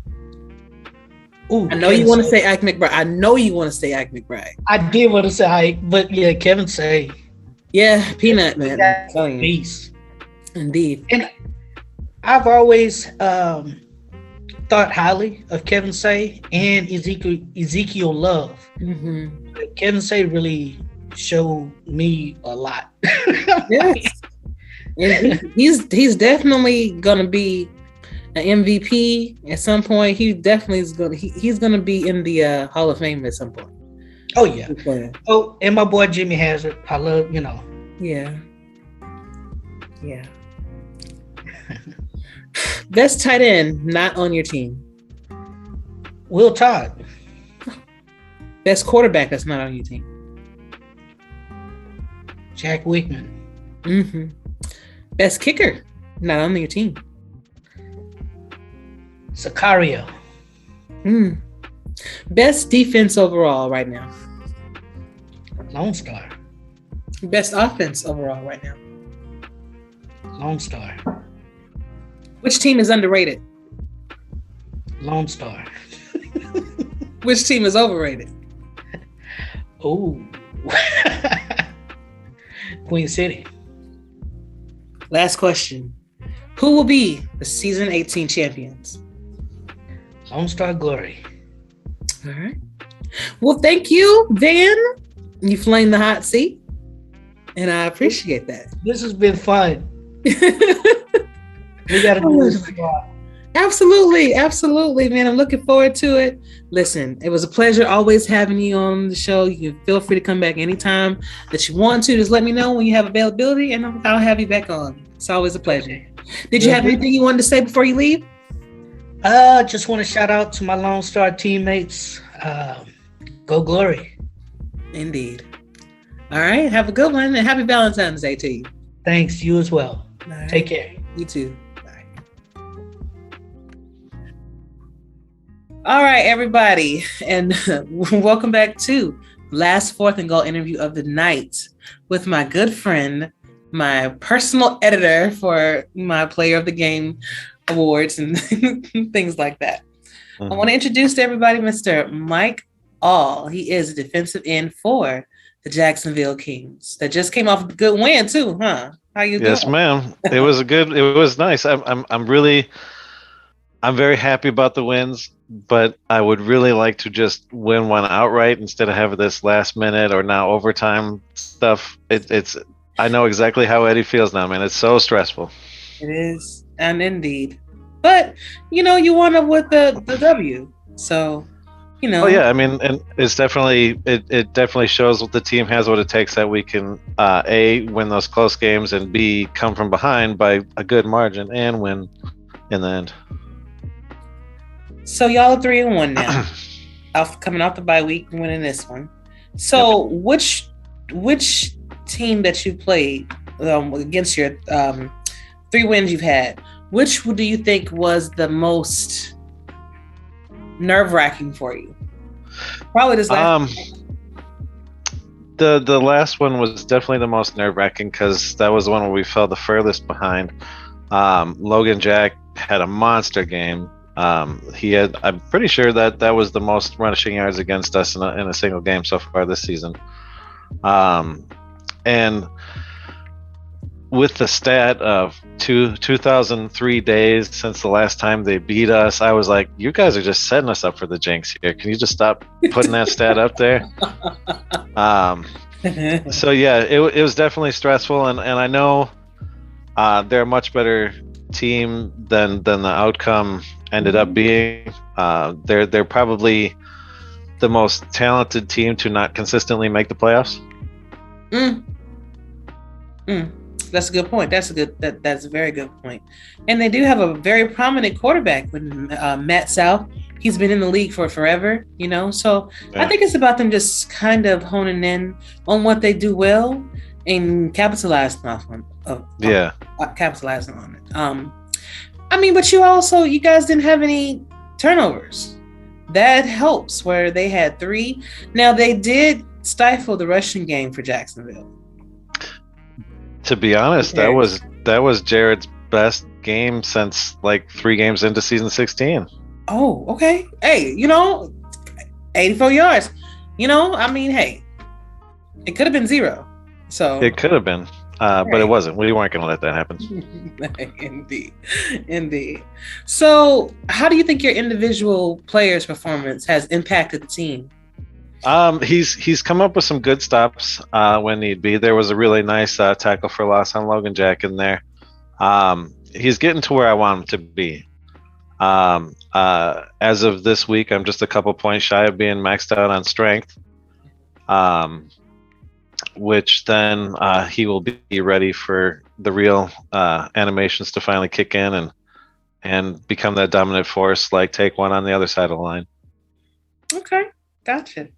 Now, I know Frank particularly is a busy man. He has been working on it's a graphic novel that I'm actually helping with. I'm actually doing a voiceover on it for him. And I was wondering how active has Frank been? Because I know how busy he is. And I'm curious to know, as an owner, from your eyes, how active is he in the locker room? I mean, clearly, you guys, he's doing what he's supposed to do because you're winning. You know what I mean? Yeah. He's fairly active in the locker room. He pops in and talks. Jack can always draw him out of whatever work hole he's stuck in.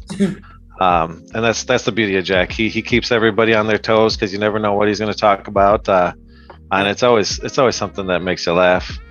Except for when he has issues with his mom. She's not always doing the best, but we always the team's always praying for her. Frank is definitely active enough in the locker room and does chat up everybody in the scout team to make sure everybody understands, because we're doing this is why this is going on, and so on and so forth. He keeps everything on Front Street with the team. Okay, good to hear that. Now I noticed your emblem, your Discord emblem, and I looked at it very carefully, and I like it. Yeah. Saxonville. Yeah. Department of Defense. Yep. I like it. That was dope. Did you come up with that, or? No, I forget who made that. Somebody made it in season 15. In fact, I want to say it was probably Lawless, because he does the majority of the graphics for us. So it was really sad when he retired, because that graphic quality just went. Yeah, but he's back now, and it's good. Oh yeah, I'm loving having him back. He's a key cog in what's going on in Jacksonville. He always has been, and he always will be. Yeah, definitely. So I'm sitting in general chat, talking some of the rookies. All of a sudden, we get attacked with some lions. Just lions. You guys just posting lions. Like, what does that mean? So you've probably seen it for years now. It's Frank's trademark lion strut, as he likes to call it. When we get a good win, he likes us to pick out a nice lion to represent ourselves, and we pop in and we just flood general chat with him. I thought I was getting mauled for a second. What is going on? And they all just come out the blue and then you just leave. Yeah. I mean, I don't tend to hang out in general chat, so yeah, I pop in, post the line, see you, be like, "What's going on?" and then I take off. Yeah, I see. But it's cool. It's cool. Now with and it's funny because everybody gives Sioux Falls so much flack about being, whenever they see them, it's like, oh, a Sioux Falls sighting. Like, bro, it's other teams that only come out during game day or that aren't in here as much. So like, why are y'all just singling out Sioux Falls? Yeah, I mean, granted, I'm sure Jack shows up plenty enough in general chat for the whole team. Right. But yeah, one representative there. I mean, it's just, Sioux Falls is such a quiet team. You never really see or hear them.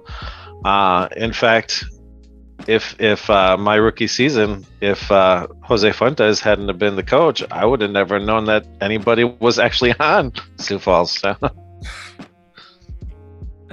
No, I think it's I don't know. I feel like they just are singled out sometimes because like I'm looking at Tulsa. I don't be seeing, my old team representing this, now game day, they're there all day. I guess maybe all teams are there all day, but it's certain people that you see more than others. That's all I'm saying. Yeah. But you guys got a big game coming up against Los Angeles. Away game. I picked you guys to win, but how are you going to do that? Well, so that's good that you asked that. Right before we started this interview, I was doing my scouting report. They have a solid passing game. They have 3 really good wide receivers. Yeah. And then you can't discount Robert Johnson.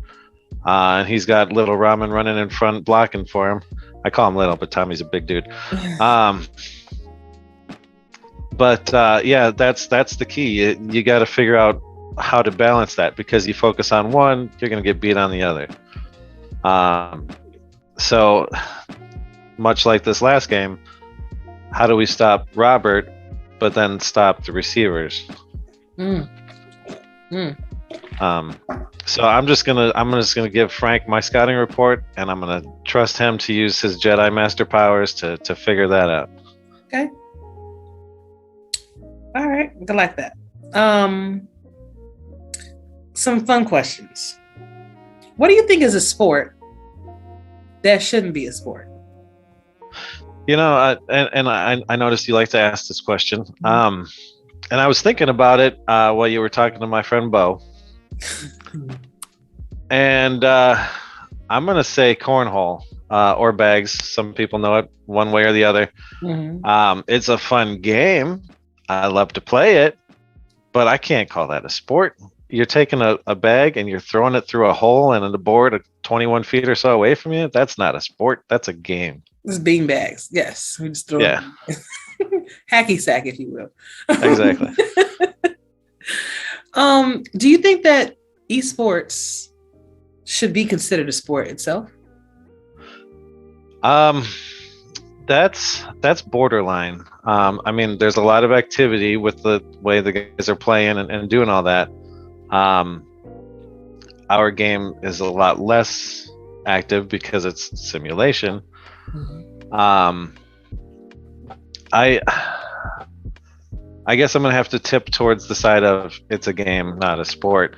Now I'm okay with it being called an esport, because it is fitting. It's electronic and it's a sport for them.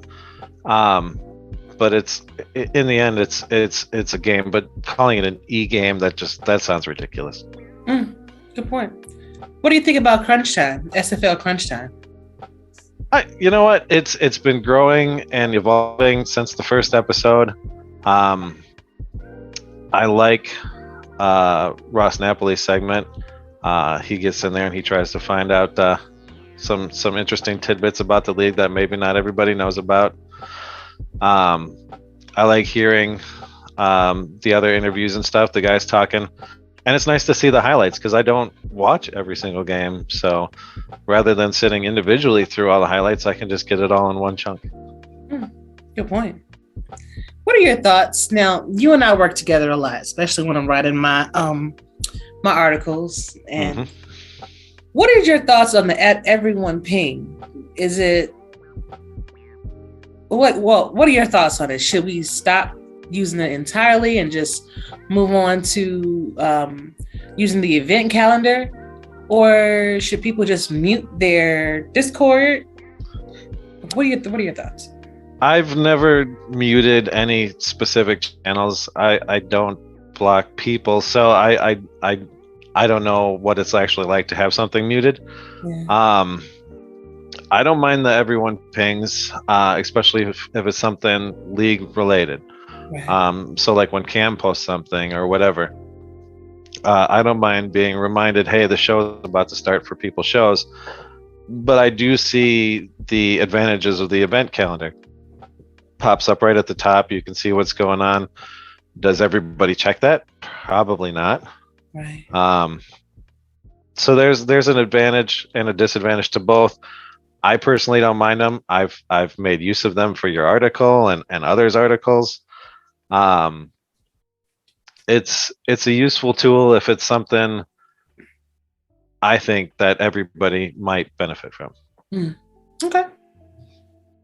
And that question is very interesting because I've gotten all kind of answers, but mostly leaning towards the side of doesn't really bother me. So it's just interesting. Kind of a last question. What are some of your goals that you want to accomplish, SFL wise, with your player or either just you in general? Well, I mean, I accomplished one goal last season. I led the team in sacks. I beat out Hunter and Taekwon, which in and of itself is quite an accomplishment considering those two. Now, granted, it was an off season for everybody on the team. So it wasn't that high of a bar to cross as of the season. But in general, it was nice to be like, hey, I was the top guy on the team, even though number 2 and number 3 all time are right here. As far as all the work I put in as late GM, I think I'm definitely well on my way there with the roster I've put together for Frank to use to get us wins. I want to be that guy that put together that roster that goes out there and wins a championship. So I'm definitely well on my way there. And that was one of the biggest things I wanted to do when I got in the league was like, man, I would love to be a general manager and build that roster that really does something. So that was, aside from just being a really good player, that was a high goal for me. Gotcha. I like it. You have graduated to the hot seat, sir. All right. So now, as I tell everybody, these are rapid fire questions. I would like for you to answer them as fast as you can. Not necessarily thinking about it, but I'm kind of curious what would be the first thing that pops in your mind. Okay. And disclaimer, guys, again, these are just opinions. Please don't DM Mike talking bad about us. It's just for fun and games, okay? All right.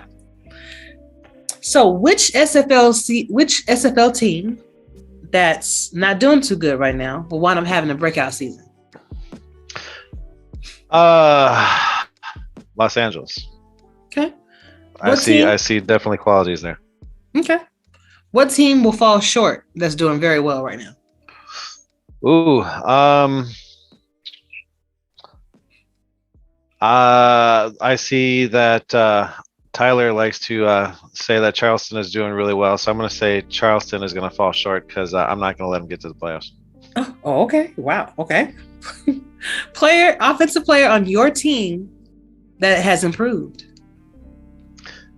I would say, based on his last game, I would say Jared. Jared has definitely improved. He's getting back to where he used to be. Okay. Name a defensive player on your team that has improved.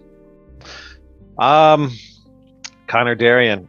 He moved up to CB1 this year, and I think this last game showed he's got the skills to be CB1. Okay. Someone on offense on your team that needs work. On offense on my team that needs work, boy, that's hard to say, but I bet you Marcus will tell you right out he still needs to do work. He wants to be that top guy, and he's going to put in that work. Indeed. Defense. Who needs work? I need work. Okay. I'm not there yet. I need work. Gotcha. Which team you think is underrated? Well, based on all the pundits, I felt like LSG and ourselves were definitely underrated this year, and LSG and ourselves are definitely proving you guys wrong. Okay. Which team is overrated? Overrated right now. There was a lot of people picking London, and I love the guys on London.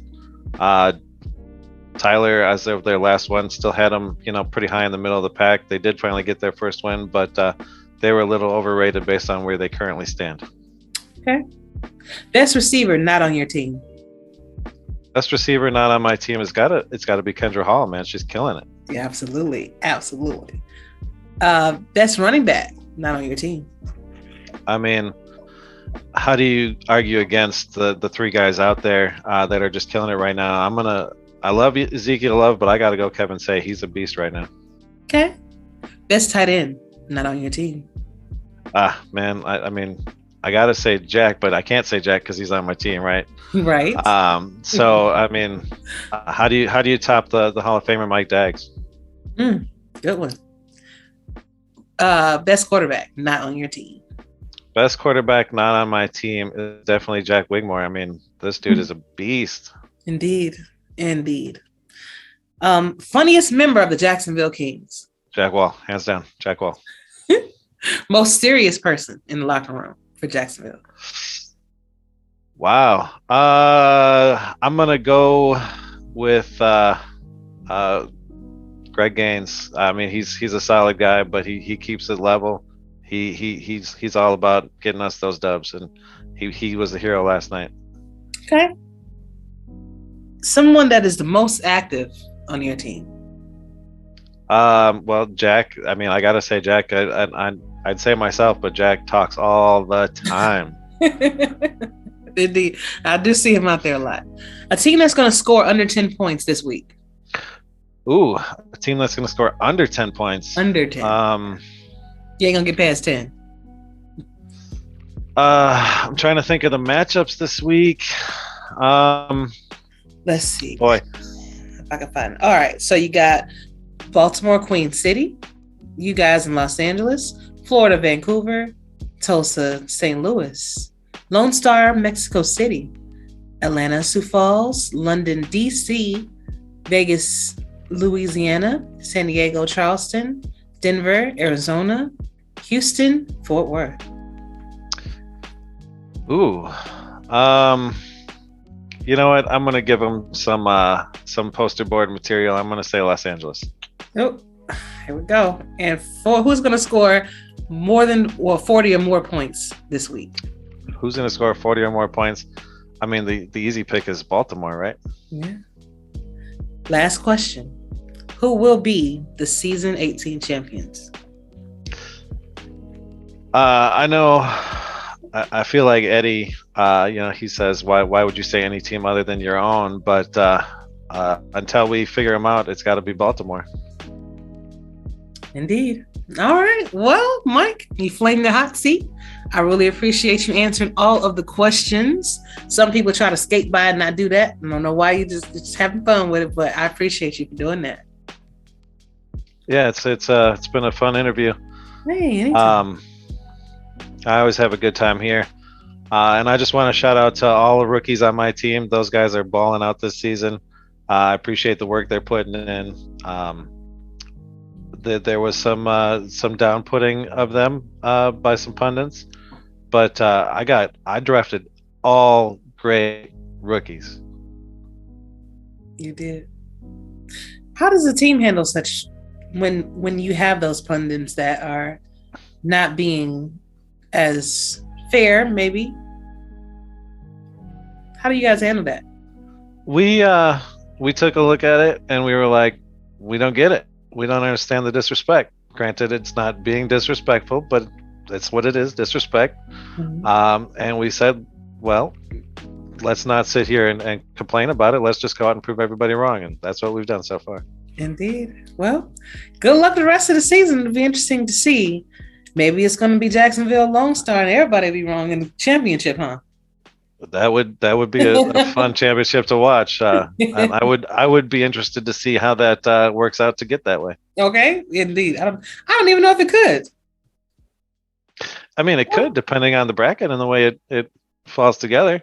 I mean, maybe we figure out a way to beat Baltimore. Maybe Lone Star figures out a way to beat you guys, and we end up in the championship game. Yeah, well, then tough luck with that. All right, brother. Thank you for being on, and I'll see you soon. Hey, if you got some time, maybe we can host a show together. Yeah, maybe sometime. Yeah, that'd be fun. All right. Thank you. See you soon. All right, everybody. Hope that you enjoyed this program tonight. Fantastic show. Fantastic guest, T-Roy, my co-host. Do you have anything else that you want to say to these great people before you leave? But Hoodie Nation is still suffering, but we'll hopefully be back next year. But everybody else at SFL Nation, thank you very much for supporting Ashley's show. Thank you for all the good juju you send our way. And Monday night's going to be a good game. We're going to have to get ready because Queen C is going to be ready to kick our butts. And every team that we face is going to be ready to kick our butts. So it's going to be a tough one. We're going to be ready for another battle. So I can't wait for Monday night. And I heard it's a special broadcast. So I can't wait to see what Cam has in store for us that. It's gonna be amazing. I can't wait. Normally when Cam does it, he does a fantastic job, and it's well thought out and it's presented, professionally and as top quality as possible. So can't wait to see that. Good luck. Let me say one thing, TJ. After this show, I'm back wearing this shit. I cannot show up the day of the week or the show after the Super Bowl in spite of the fact that my team lost and not represent them. That'd be kind of shady as heck. So I got to represent my team here, even though they lost, because I can't be that fast. Oh, forget them, they lost. No, I'm still wearing it, holding that L. So, but after that, I'll be back wearing the Vultures gear again. But I got to represent Cincinnati today. TJ is very understanding. I'm sure. Oh yes, he is. That he doesn't mind, but he does want to see you next weekend. Now, otherwise, you're getting cut. So. But thank you, T-Roy, for being on. Thank you for taking the time out to hang out with me. Special thanks to Van Lacey, Khalil Thomas, Ernest Mcray, and Mike All for being on as well. I am looking forward to bringing you another great podcast next week. But until then, y'all, stay safe, treat each other well. T-Roy and Striker.